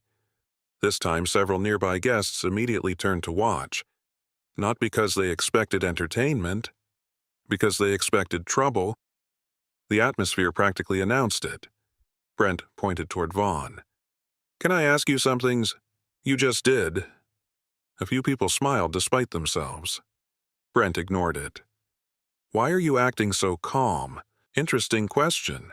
Very revealing. Not why are you here, not why did you come. Why are you calm? Because that was what bothered him. The missing reaction. The expected humiliation never arrived. The expected anger never appeared. Vaughn answered honestly. "Because I'm calm." Brent laughed loudly. "No, seriously. I am serious." The exchange frustrated him immediately. Rachel could see it. So could everyone else. Brent wanted conflict. Vaughn kept offering reality. Reality was difficult to fight, especially in public. Brent took another drink, then made a mistake. A significant one. "You think you're smarter than everybody." The statement came out sharper than intended. A little louder, too. Several heads turned. The rooftop quieted slightly. Vaughn looked at him. "No? Then what's your deal?" "No deal." "Come on." Brent spread his arms dramatically. "Everybody knows what happened." That caught Rachel's attention immediately. Everybody knows. Another dangerous phrase. Because people often used it when evidence was missing. Vaughn tilted his head slightly. "What happened?" Brent opened his mouth, then stopped. For perhaps 2 seconds. A tiny pause. A devastating pause. Because he couldn't answer. Not specifically, not factually. He had spent months repeating conclusions. Now someone was asking for details. The details weren't there. Rachel saw it happen. The realization struck her almost physically. Brent didn't actually know. He knew stories, headlines, narratives, but not facts, not one fact, not a single verifiable detail. The silence stretched. Then Brent recovered. Poorly. "You know what happened?" "No," Vaughn replied calmly. "Tell me." The invitation was simple, direct, and impossible. Because Brent couldn't. The conversation had suddenly become a test. Facts versus assumptions. And assumptions were losing badly. A few guests exchanged looks. Others looked uncomfortable. Brent noticed. His face reddened slightly. Then he reached for the one thing he still believed would work. Sabrina. He pointed toward her. "Ask her." Interesting. Very interesting. Because it revealed something important. Even now, his certainty depended entirely on Sabrina's credibility. Not evidence. Not experience. Her credibility. Rachel noticed Vaughn's expression. It hadn't changed. Not even slightly. Then Vaughn asked another question, one that seemed harmless. "Do you know what Summit Event Logistics is?" Brent blinked. "What? The company? What company?" "Summit Event Logistics." Brent stared blankly. The name meant nothing to him. Exactly as Vaughn expected. Because Brent wasn't informed. He was recruited. A participant. Not an architect. The realization became visible. Rachel saw it. Several guests saw it too. Brent wasn't protecting facts. He was protecting a story. And stories became fragile when questions appeared. The conversation ended moments later. Not dramatically. Brent simply realized he was losing ground. Without understanding why. He muttered something under his breath, then walked away. The crowd slowly dispersed. The tension lingered. Rachel looked at Vaughn. "You knew he wouldn't know." "Yes." "Why ask?" Vaughn watched Brent disappear into the crowd. Because people repeating someone else's version usually know less than they think. Rachel nodded. That made sense. More than she liked. Across the rooftop, Sabrina had noticed the interaction. She was watching now. Carefully. No smile. No performance. Just observation. For the first time all evening, Vaughn believed she understood something important. The people around her were no longer unified. Rachel had drifted away. Owen had drifted away. Brent was becoming unreliable. The room was changing, and rooms like this changed quickly once doubt entered them. Then Owen appeared again, his expression serious, more serious than before. "What happened?" Rachel asked. Owen looked at Vaughn, then at both of them. "I got another message." Nobody spoke. Owen continued. The Foundation contact checked one of the approval files. The rooftop noise faded into the background. "What did they find?" Rachel asked. Owen swallowed, then delivered the answer. "The signature isn't the biggest problem anymore." Vaughn immediately understood. Timelines, metadata, digital records, context, the things investigators always checked first. "What is?" he asked. Owen looked directly at him. "The approval was supposedly signed on a day your company badge shows you were in Wyoming conducting an audit." Silence. Real silence.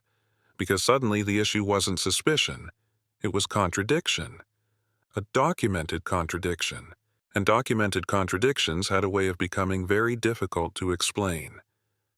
For several seconds, nobody spoke. The statement sat between them. Simple. Damaging. Difficult to explain away.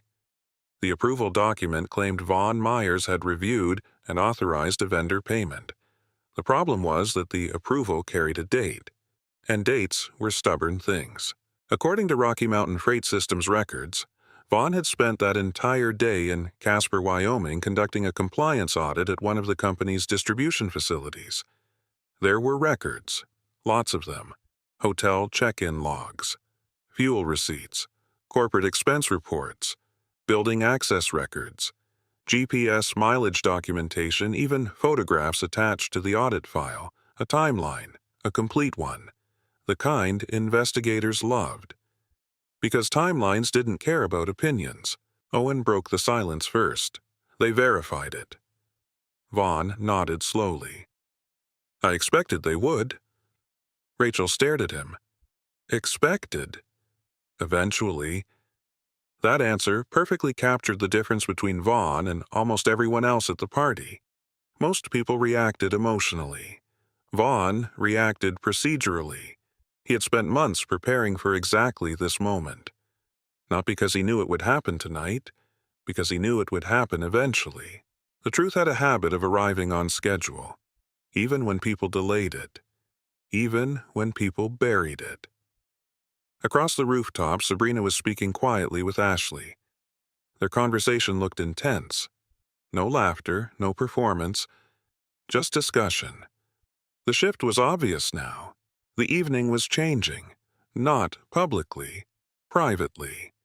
The foundation beneath the story Sabrina had built was beginning to crack, and cracks spread, especially when enough people noticed them. Rachel looked around the rooftop. Something else had changed. The crowd. Earlier conversations flowed naturally. People grouped together comfortably. Now, clusters formed and dissolved constantly. Whispers appeared. Questions spread. Attention shifted. Nobody knew details. Yet everyone sensed movement. Human beings were remarkably good at detecting instability, even without information. Then Rachel noticed something. Ashley Monroe was approaching. Fast. Too fast. The expression on her face looked wrong. Nervous, not angry, not confident, nervous. She stopped a few feet away, looked at Vaughn, then Rachel, then Owen. The hesitation alone told them plenty. Finally, she spoke. "Can I ask something?" Nobody stopped her. Ashley swallowed. then looked directly at Vaughn. "Are people investigating Sabrina?" The question arrived without warning. Rachel's eyes narrowed immediately. Interesting. Very interesting. Because nobody had mentioned an investigation publicly. Not once. Not all evening. Yet Ashley already seemed worried about one. Vaughn answered carefully, "I don't know what people are investigating." Not technically a refusal. Not technically an answer. Ashley looked frustrated, then more nervous. "Come on." Nobody responded. She shifted her weight, trying again. "I heard something." From who that question immediately appeared in Rachel's mind, because information rarely emerged from nowhere, especially information like that. Ashley continued, "People are saying the foundation is asking questions." Rachel watched carefully, not Ashley's words. Her behavior. There was fear there. Real fear. The kind people displayed when they suddenly realized they might have attached themselves to the wrong story. Vaughn remained calm. "What kind of questions?" Ashley hesitated. Again, then answered. "Vendor questions." Interesting. Another coincidence. Or perhaps not. The conversation lasted less than 2 minutes, but it revealed something important. Rumors were already spreading. Not social rumors. Institutional rumors. The kind generated when organizations began reviewing records. The kind nobody could fully control. Ashley eventually left, without receiving any useful information, without realizing how much information she had provided. Rachel watched her disappear into the crowd. She knows something. Probably. Enough to worry. Definitely. Meanwhile, another problem was developing. His name was Brent Callahan, and Brent had reached the stage of frustration where pride began making decisions. Dangerous decisions. Across the rooftop, he stood speaking with Tyler. Both appeared agitated. Tyler kept looking toward Vaughn. Brent kept drinking, a combination that rarely improved situations. Owen noticed it too. "That's not good." "What isn't?" "Brent." Rachel followed his gaze. Oh, now she understood. The expression, the posture, the pacing. Brent looked like a man losing an argument he didn't understand. Those men often became unpredictable. A few minutes later, the prediction proved accurate. Brent marched directly toward Vaughn's group. No smile this time. No jokes. No performance. Just irritation. Several guests immediately noticed. The rooftop grew quieter. Again. Not completely. Just enough. Brent stopped in front of Vaughn. "You think you're clever." Rachel sighed. "Here we go." Vaughn remained calm. "I don't." "Yeah, you do." "No." Brent laughed harshly. A humorless sound. Then he made a mistake. A major one. "You've been trying to sabotage Sabrina for months." The statement landed loudly. Several nearby conversations stopped. People listened. Not because they agreed, because accusations attracted attention. Rachel looked at Brent. "Do you have proof of that?" The question hit him harder than expected, because nobody had challenged him directly all night. Brent turned toward her. "What?" "You heard me." Rachel folded her arms. "Do you have proof?" The silence arrived instantly. Dangerous silence. Brent opened his mouth, closed it, tried again. Nothing. Because once again he faced the same problem. Stories, not facts. Assumptions, not evidence. Rachel stepped forward slightly. Emails, nothing. Documents, nothing. Witnesses, nothing. The crowd noticed. And once crowds noticed weakness, momentum changed quickly. Brent realized it too late. "I know what people said." Rachel nodded. "Exactly." The word landed sharply. "Exactly." People said. Not people proved, not people verified. People said. The distinction suddenly mattered. A lot. Several guests exchanged glances. One woman quietly walked away. Another looked uncomfortable. The social environment was shifting beneath Brent's feet. He could feel it, which only made him more desperate. Then he committed the mistake that finally changed everything. He pointed toward Vaughn. "Why don't you tell everybody what's really going on?" The challenge hung in the air. Several people turned toward Vaughn, waiting, expecting, watching. The entire evening seemed to pause. Vaughn could have done it.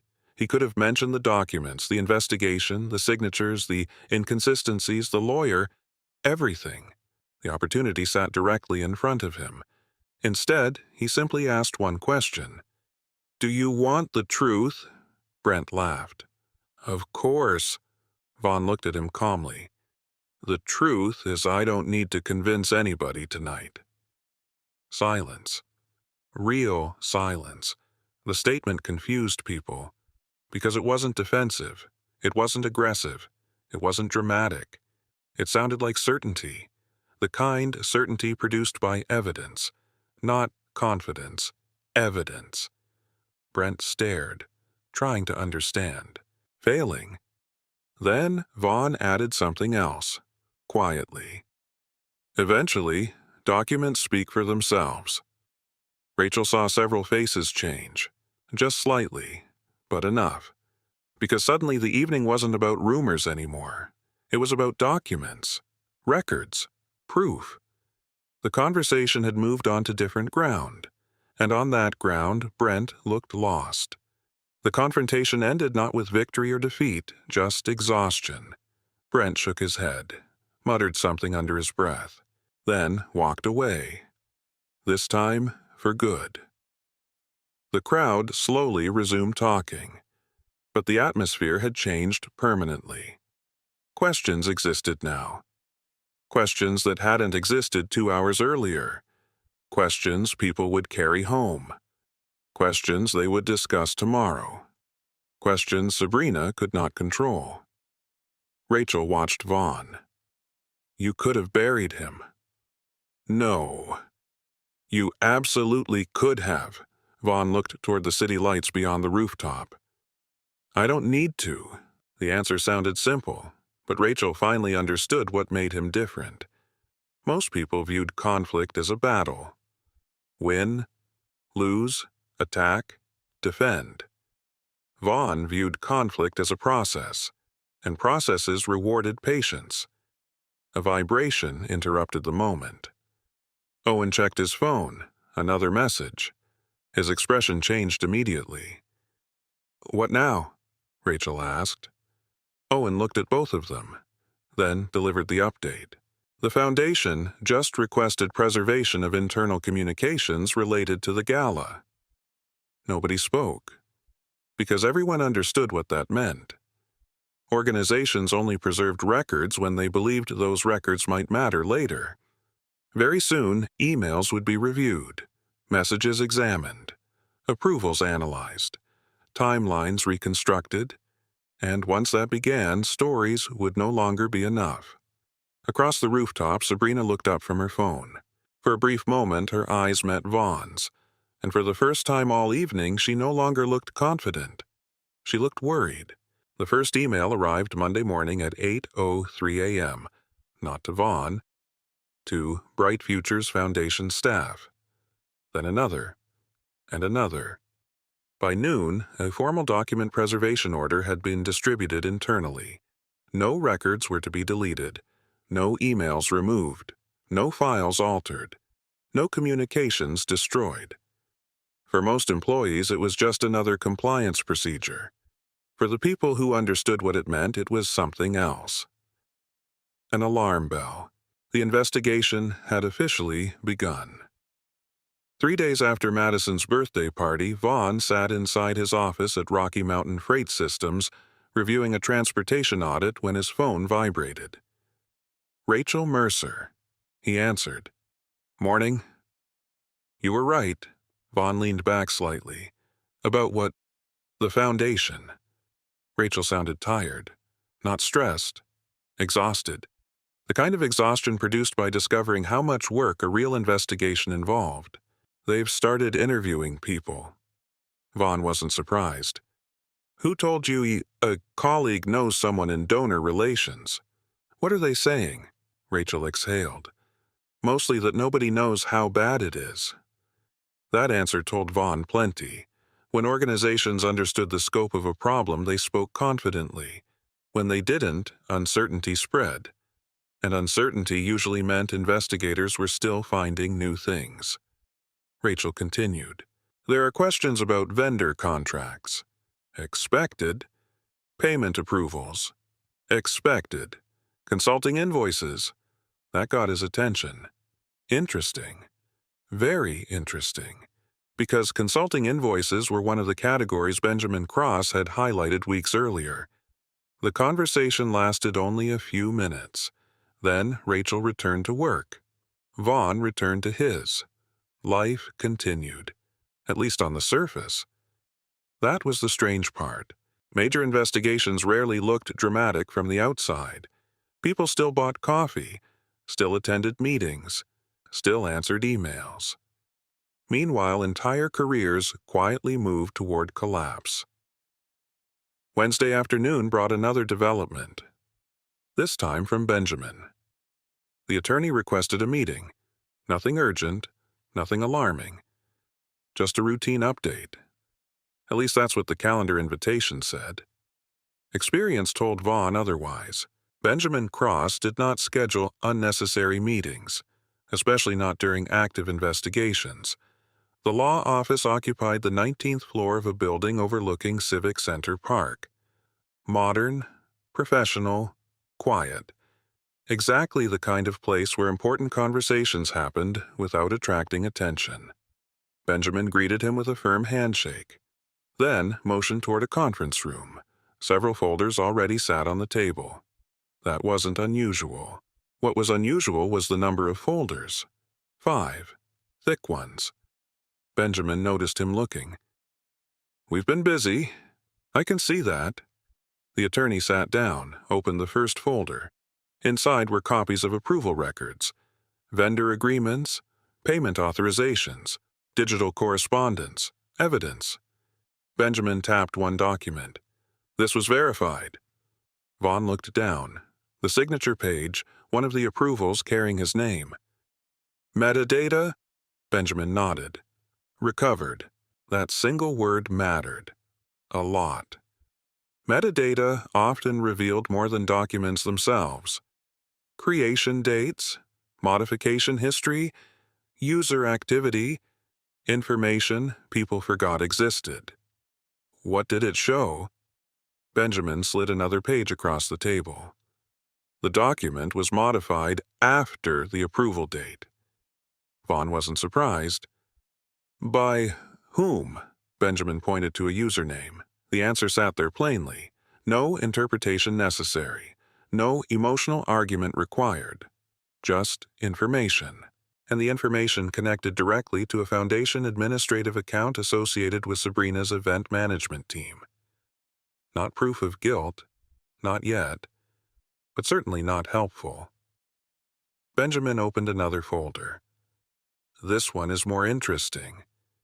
Inside sat travel records, building access logs, expense reports. Everything Vaughn already knew existed. Everything now independently verified. Benjamin leaned back. The timeline problem is becoming significant. How significant? The attorney considered his answer, then chose his words carefully. Significant enough that nobody seriously believes you signed those approvals anymore. The statement landed quietly. No celebration followed, no victory, just confirmation, because proving innocence was not the same as proving what happened. One question had been answered. Many remained. Benjamin continued.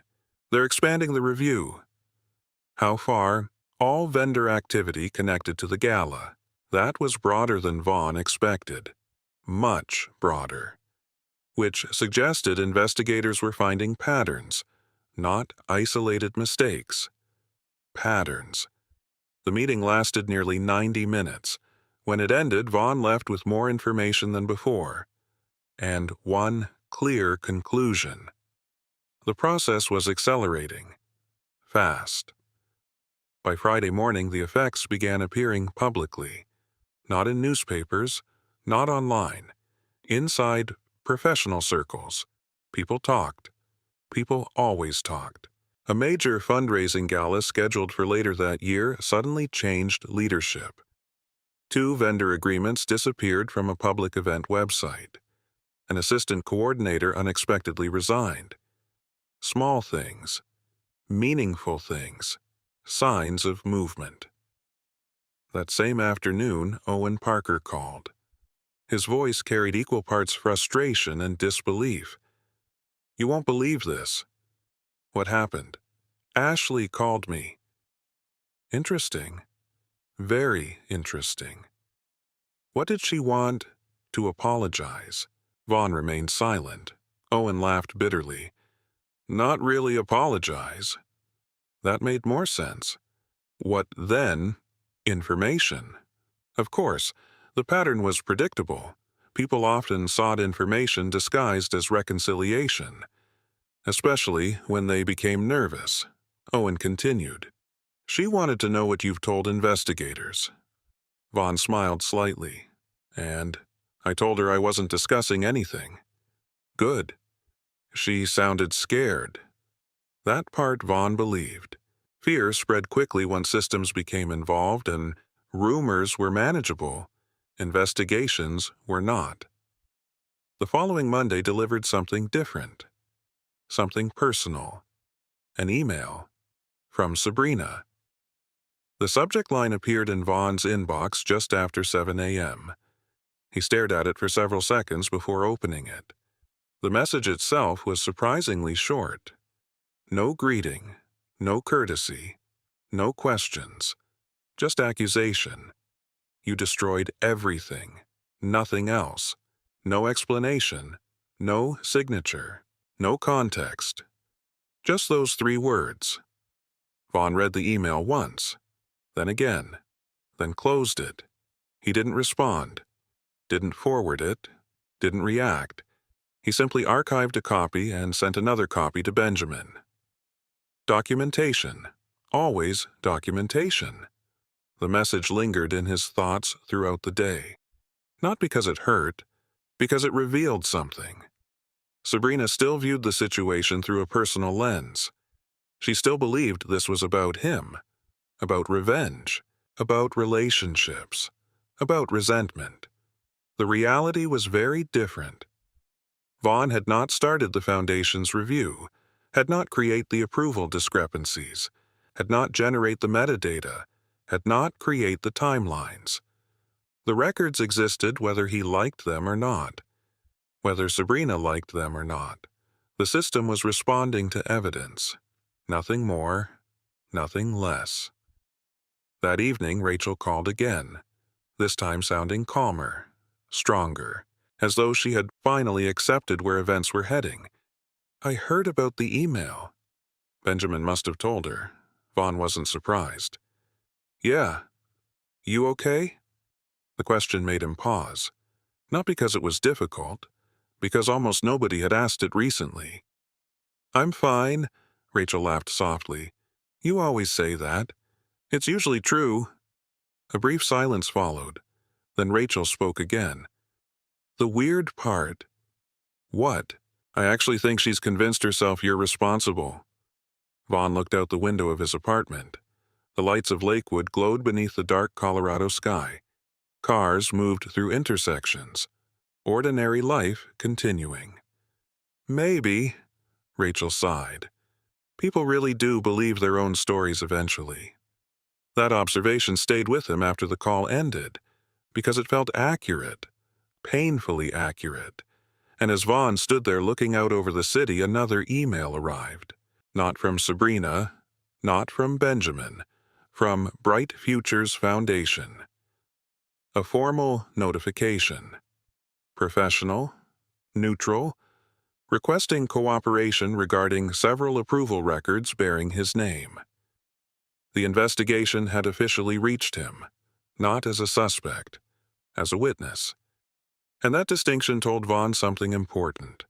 The Foundation had already decided where they believed the evidence was pointing.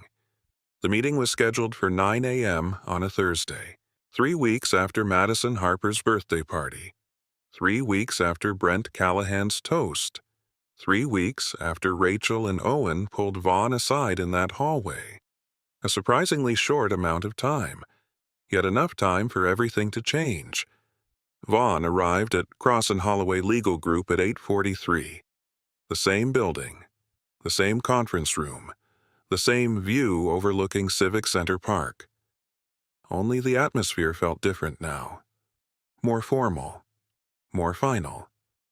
Benjamin Cross was already there. So were 2 representatives from Bright Futures Foundation. One of them was Victoria Hale, the board member who had appeared unexpectedly at the rooftop party. The other was a gray-haired attorney named Daniel Mercer. No relation to Rachel, just coincidence. Folders covered most of the conference table, neatly organized, labeled, color-coded. The visual effect alone told Vaughn something. Months of records had been condensed into evidence. Evidence always looked smaller than the effort required to create it. Benjamin greeted him, then quietly said, "She's coming." Vaughn nodded. No emotion, no anticipation, just acknowledgement. At 8:58, the conference room door opened. Sabrina Whitmore entered. Not alone. An attorney accompanied her, a woman in her early 50s named Karen Mitchell. Professional, experienced, calm. The kind of lawyer people hired when they expected difficult conversations. For a brief moment, nobody spoke. The room settled into place. Positions became clear. Not enemies, not friends, participants, people with different interests sitting around the same table. Sabrina noticed Vaughn immediately. Of course she did. For a second, something flickered across her face. Not anger, not sadness, something closer to disbelief, as if she still couldn't fully accept that he was sitting there. Still calm, still composed, still refusing to play the role she had assigned him. Everyone took their seats. The meeting began. Victoria Hale spoke first. Professional, direct. No unnecessary drama. "Thank you all for attending." She opened a folder, then continued. "The purpose of today's meeting is to review findings connected to vendor approvals, payment authorizations, and financial documentation associated with the Bright Futures Spring Gala." Simple, clear, official. Nobody interrupted. Victoria continued. "The Foundation has completed a preliminary review." Another folder opened. Several documents were distributed. Copies for everyone. Vaughn looked down. He recognized many of them. Approval forms, vendor records, timeline summaries, digital logs. The investigation had become organized, structured, difficult to dismiss. Daniel Mercer took over. His voice carried the practiced neutrality of someone accustomed to explaining uncomfortable facts. Several documents carried Mr. Myers' name and signature. He paused. Those documents were reviewed. Another pause. "The evidence does not support Mr. Myers having approved them." Silence. Not because the statement surprised anyone, because hearing it stated formally changed things. A suspicion becoming a conclusion. A possibility becoming a finding. Very different. Daniel continued. Multiple records place Mr. Myers in Wyoming on dates connected to the approvals. He referenced building access records, travel logs, expense documentation, corporate scheduling systems, independent verification. Every piece supported the same conclusion. The signatures could not be genuine. Sabrina remained completely still. Too still. Her attorney occasionally made notes. Nothing more. Then Daniel turned another page. The metadata review revealed post-dated modifications. A document appeared on the conference screen. technical information, timestamps, user activity, file history. Not particularly exciting, not particularly emotional, precisely the kind of evidence investigators preferred. Because computers rarely cared about narratives, the metadata connected several approval files to accounts associated with event administration activities, activities overseen by Sabrina's team, not proof of direct responsibility, but close enough to create serious problems. Victoria spoke again. The Foundation is not making criminal conclusions. Important distinction. Everyone understood why it mattered. However, the inconsistencies require explanation. Nobody argued, because they existed. The inconsistencies were real, documented, verified. Then, for the first time, Sabrina spoke. The room immediately became quieter. Her voice remained controlled, professional, almost detached. I never personally forged anything. Interesting, very interesting, because nobody had used the word forged. Not yet. The choice hung in the air. Benjamin noticed, Daniel noticed, Victoria noticed, even Karen Mitchell noticed. The attorney subtly shifted in her chair. A small reaction, a meaningful one. Sabrina seemed to realize it immediately. Too late. The statement was already sitting in the room, unavoidable. She continued quickly. There were multiple people handling approvals. Daniel nodded. Understood. No process relied on one person. Understood. The event was complicated. Understood. Every answer remained calm, professional, almost frustratingly calm. Nobody argued. Nobody attacked. They simply recorded, listened, documented. Sabrina's explanations continued. Some reasonable, some weaker, some impossible to verify. Throughout it all, Vaughn remained silent, observing, listening, the same way he had listened at the party, the same way he had listened for months. Eventually, Daniel introduced another set of documents, vendor records, specifically Summit Event Logistics. The name immediately changed the atmosphere. Sabrina's posture tightened. Only slightly. Enough. The records showed payment discrepancies, invoice revisions, approval irregularities, documentation gaps, nothing catastrophic individually. Together, they painted a troubling picture. Victoria folded her hands. The Foundation intends to pursue full reconciliation of these transactions. Another important phrase, full reconciliation, which meant every dollar, every approval, every invoice, everything. No shortcuts, no assumptions, just records. The meeting continued for nearly 2 hours, at times technical, at times tedious. Exactly the way real investigations usually felt. Not dramatic, relentless. That was worse, because dramatic moments ended, relentless processes continued. Eventually, discussion shifted toward resolution. Not punishment, resolution. Karen Mitchell spoke for the first time at length. Professional, measured.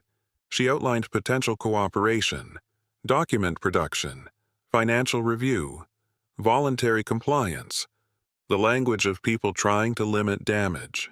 Nobody resisted, because resistance required stronger facts than anyone possessed. Victoria eventually summarized the Foundation's position. Additional review would continue. Vendor relationships would be examined. Financial restitution remained possible. Further recommendations would follow. The words sounded administrative. Their implications were enormous. Then, something unexpected happened. The formal meeting ended. People began gathering papers, closing folders, preparing to leave. Yet Sabrina remained seated, looking directly at Vaughn. The others noticed. Nobody interrupted. The moment belonged to them. Finally, she spoke. Not to the foundation, not to the attorneys, to Vaughn. "Can I ask you something?" Benjamin glanced toward him. Vaughn simply nodded. Sabrina looked tired now. Not defeated, just tired. Months of pressure visible for the first time. "Why didn't you help?" The question surprised several people, not Vaughn. He had expected something like it eventually. "Help what?" "My reputation." The room became very quiet. Sabrina continued. "You knew what would happen." Interesting. Because she still viewed the issue through a personal lens. Reputation. Image. Perception. The same lens that had created the rooftop party. The same lens that had convinced her humiliation could solve a problem. Vaughn looked at her for several seconds, then answered honestly, "I wasn't responsible for your reputation." The statement landed softly, harder because of it. Nobody spoke. Vaughn continued, "I was responsible for telling the truth." Silence. Real silence. The kind nobody wanted to interrupt. Sabrina stared at him, waiting. Perhaps expecting more.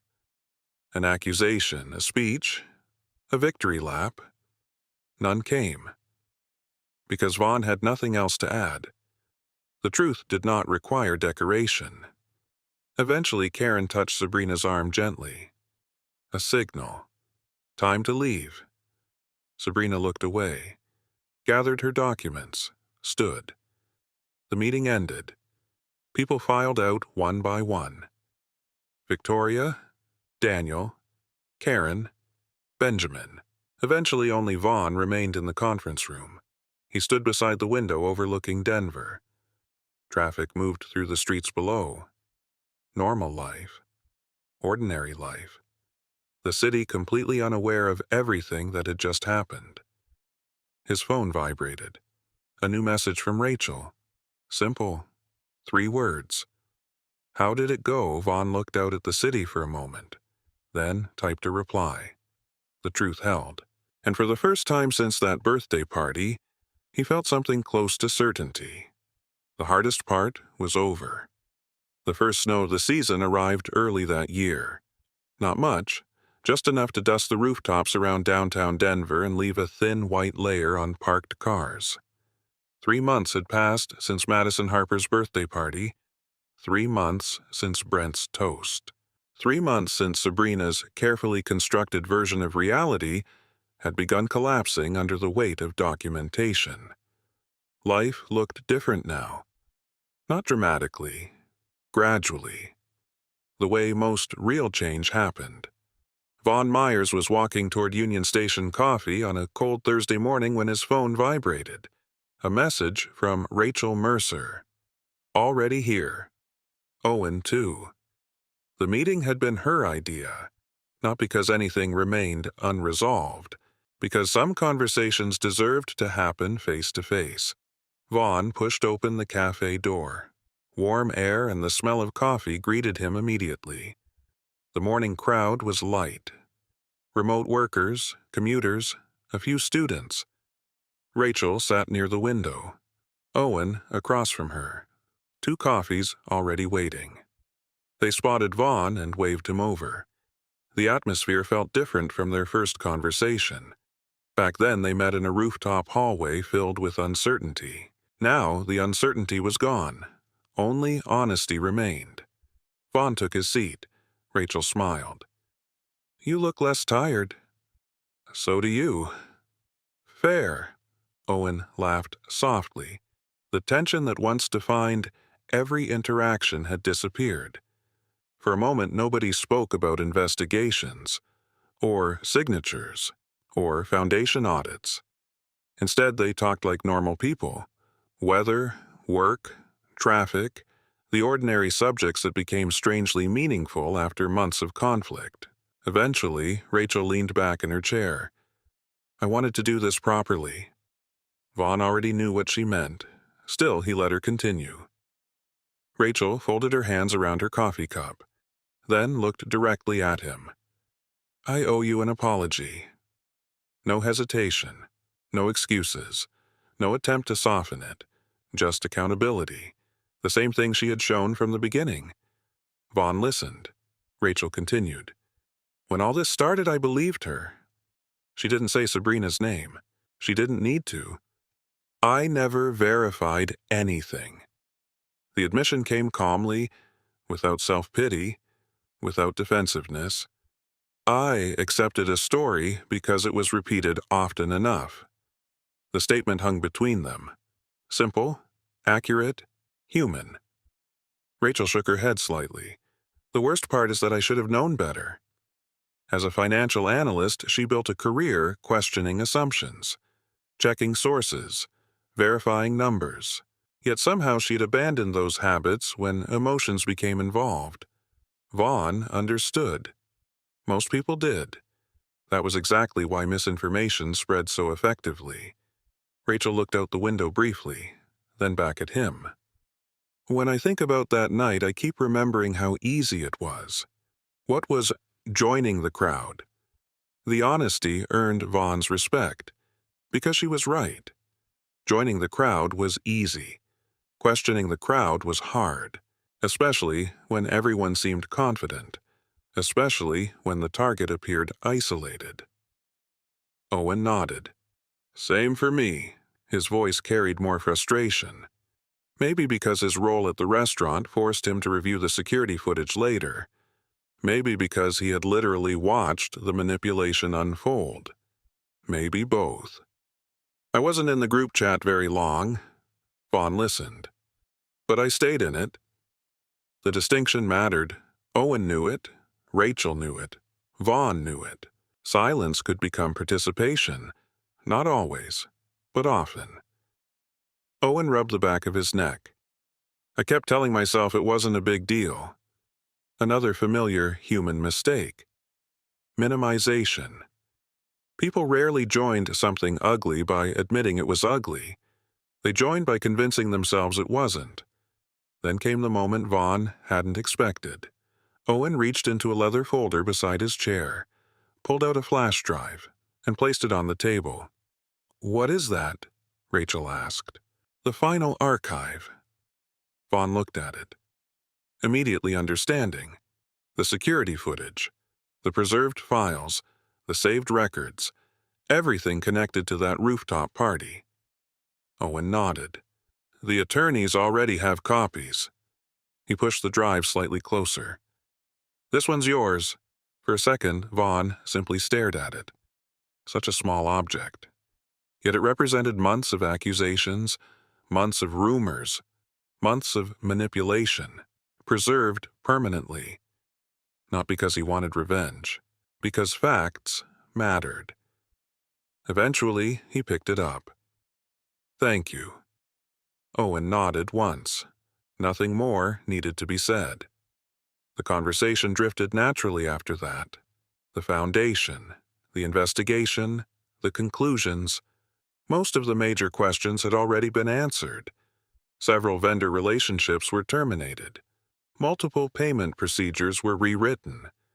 Additional compliance controls had been implemented. The organization had survived. Damaged, but stronger. Exactly what good oversight was supposed to accomplish. Rachel stirred her coffee absent-mindedly. "Can I ask something?" "Sure." "Why didn't you fight harder socially?" Interesting question. Not because it was difficult, because so many people had asked versions of it. Friends, co-workers, even Benjamin. Not literally, but indirectly. Why remain quiet? Why allow rumors to spread? Why refuse to engage? Vaughn thought about the answer, then gave the most honest version. Because social arguments rarely change minds. Rachel nodded slowly. That sounded right. Vaughn continued. People usually decide first, and justify later. Exactly. The sentence seemed to resonate with both of them, because they had lived through it. Rachel, especially. She had watched intelligent people accept claims with almost no evidence, Not because the evidence was strong, because the narrative felt comfortable. Owen smiled slightly. "You know what's funny?" "What?" "I thought being quiet made you weak." The admission earned a small laugh from Rachel. Vaughn smiled too. Owen continued. "Turns out I had it backwards." The comment wasn't dramatic, yet it captured something important. Most people misunderstood restraint. They assumed restraint came from fear. Sometimes it came from discipline, a much rarer quality. The conversation lasted nearly 2 hours, long enough for the morning crowd to become the lunch crowd, long enough for sunlight to move across the windows, long enough for everyone to finally feel the story ending. Eventually, Rachel checked her phone, then smiled. "Speaking of endings, what?" She turned the screen toward Vaughn. An email. Foundation Compliance Office. Official, brief, final. Vaughn already knew what it probably contained. Still, he opened it, read every word, carefully. The investigation had concluded. The review found no evidence connecting Vaughn to unauthorized approvals, no evidence connecting him to vendor discrepancies, no evidence supporting allegations of financial misconduct. His name had been formally removed from all questioned records. A separate appendix outlined corrective actions taken by the Foundation. Professional language. Administrative language. Exactly the way it should be. No celebration, no dramatic declaration, just facts. Verified. Recorded. Permanent. Rachel watched him finish reading. "Well," Vaughn closed the email, then smiled. A genuine smile this time. Rare, small, real. "It's over." The word sounded almost strange. After months of preparation, months of documentation, months of patience. Over. The three sat quietly for a moment, watching people move through Union Station outside the cafe windows. Travelers, workers, families, strangers. Normal life continuing. Finally, Owen stood. "I should get back." Rachel nodded. "So should I." They gathered their things, finished their coffee, prepared to leave. Before stepping away, Rachel paused, then looked at Vaughn one last time. "I'm glad I was wrong." The statement surprised him, not because of what it meant, because of how difficult it was to say. Admitting error honestly required courage, more courage than most people realized. Vaughn nodded. "So am I." They exchanged smiles, then headed toward separate exits. Different directions, different lives, yet connected forever by one strange season and one unforgettable lesson. As Vaughn stepped outside into the cold Denver air, his phone vibrated again. Another email. This one from Benjamin Cross. Only a single sentence. "Your name is completely clear. Nothing more, nothing less." Exactly what mattered. 6 months later, very few people talked about the birthday party anymore. That was how most public drama ended. Not with a grand conclusion, not with a final speech. People simply moved on. New stories appeared, new distractions arrived. Attention shifted elsewhere. The internet forgot. Social circles forgot. Life continued. Yet some consequences remained. Quiet ones. Permanent ones. On a clear spring morning, Vaughn Myers parked his Honda Accord outside the headquarters of Rocky Mountain Freight Systems. The old car was still running, still carrying more miles than most people thought reasonable, still completely paid off. Some things never changed. Other things did. When he entered the building, several coworkers greeted him by name. Not unusual. What was unusual was the office on the 6th floor waiting for him. A larger office, not enormous, not executive level, but noticeably different from the gray compliance cubicle where the story had begun. 3 months earlier, Vaughn had accepted a promotion. Director of Internal Compliance Operations, a title he never would have chased aggressively, a role that arrived because of competence rather than self-promotion. The irony wasn't lost on him. The same skills people once mocked as boring had become valuable. Documentation, patience, attention to detail, the ability to stay calm when others panicked. The company had noticed. Companies often did. Eventually. Vaughn unlocked his office, set down his coffee, and looked out the window. Denver stretched across the horizon. The mountains stood beyond the city, snow still visible along the higher peaks. The view was better than before. That part was nice. Yet what he appreciated most wasn't the office, or the title, or the salary increase. It was the quiet, the absence of chaos, the absence of conflict, the absence of people constantly trying to explain who he was. Several months earlier, he had moved as well. Not because he needed to, because he wanted a fresh start. His new apartment sat in Lakewood on a quiet street lined with trees. Nothing extravagant. 2 bedrooms, small balcony, walking distance from a local coffee shop, the type of place that disappeared into the background of daily life. Exactly what Vaughn preferred. The promotion and relocation happened gradually, almost unnoticed. No celebration, no social media announcement, no victory tour, just movement. Forward. Meanwhile, life had moved in a different direction for Sabrina Whitmore. Not catastrophic, not cinematic. Reality was rarely cinematic. The Foundation investigation resulted in financial restitution agreements, administrative findings, vendor reviews, process failures, professional consequences. Several organizations quietly stopped working with her. Some event contracts disappeared. Certain opportunities never materialized. The local nonprofit community was smaller than most people realized. Reputation traveled quickly, especially among people responsible for donor money. Vaughn heard occasional updates through mutual contacts. Never directly, never intentionally. Someone would mention seeing her. Someone else would reference a canceled project. Another person would discuss changes inside an organization. The information arrived naturally, the way information always did. He listened, then returned to his own life.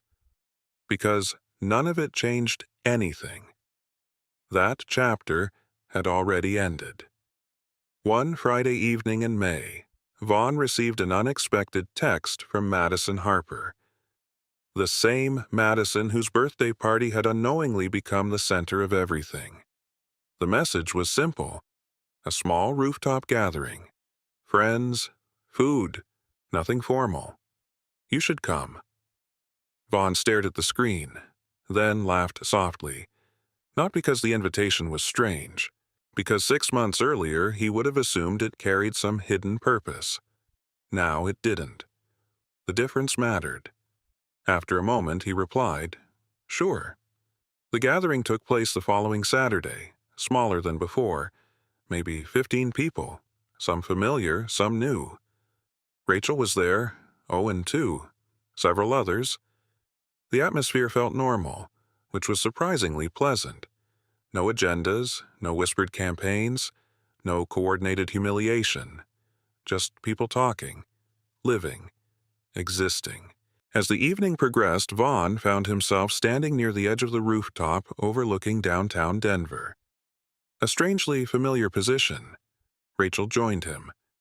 Thinking, "Not really." She smiled. "That's progress." Maybe it was. The city lights flickered below. Traffic moved through the streets. Music drifted from somewhere behind them. The scene resembled the night everything began.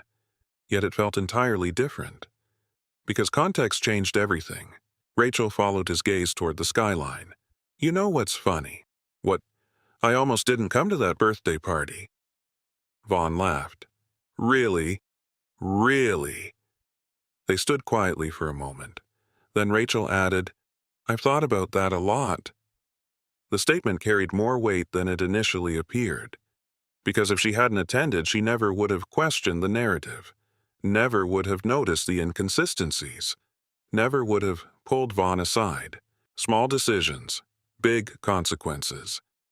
Life seemed full of them. Across the rooftop, people laughed near a table of appetizers. Someone told a terrible joke. Someone else laughed anyway. Normal, ordinary, good. Rachel eventually returned to the group, leaving Vaughn alone with the view. For a while, he simply stood there, watching, thinking. Not about Sabrina, not about investigations, not about Brent, or vendor records, or approval documents. Those things felt distant now. Important once. Finished now. Instead, he thought about something else. How quickly people assigned identities to one another. How confidently they decided who was weak, who was successful, who mattered, who didn't. At the birthday party, many people looked at an aging Honda Accord and assumed failure. They looked at a quiet man and assumed weakness. They looked at confidence and assumed honesty. They looked at popularity and assumed credibility. Almost every assumption proved wrong. That realization stayed with him. Not bitterly, simply as observation, the same way he observed everything else. Near 10 o'clock, the gathering began winding down. People collected jackets, finished drinks, said goodbyes. The night slowly dissolved into ordinary endings. Madison thanked everyone for coming. Rachel hugged a few friends. Owen argued about baseball with someone near the elevator. Life. Nothing more. Nothing less. Vaughn left shortly afterward. The elevator carried him down through the building. 30 floors, 20, 10, 5. Ground level. The garage was quiet.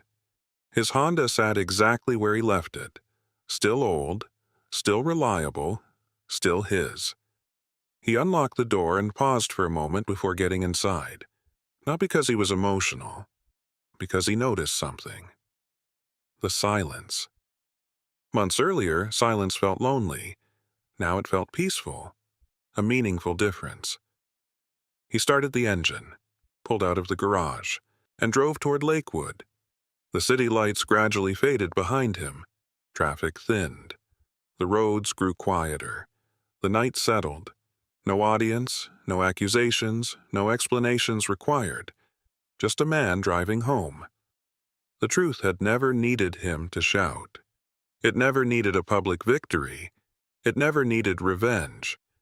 It only needed time. And time eventually had done exactly what it always does. It revealed who people really were. Vaughn drove on beneath the Colorado night sky, no longer carrying the weight of proving himself to anyone. And for the first time in a very long time, that felt like enough. In Vaughn Myers' story, the loudest people seemed powerful at first. They controlled the conversations. They repeated the same accusations.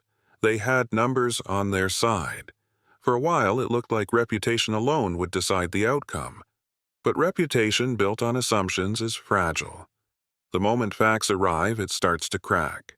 Vaughn never won because he was louder. He never won because he delivered a perfect speech. He won because he stayed patient long enough for evidence to speak where emotions could not. Many people watching this story have probably experienced something similar in their own lives. Maybe not a public humiliation at a rooftop party.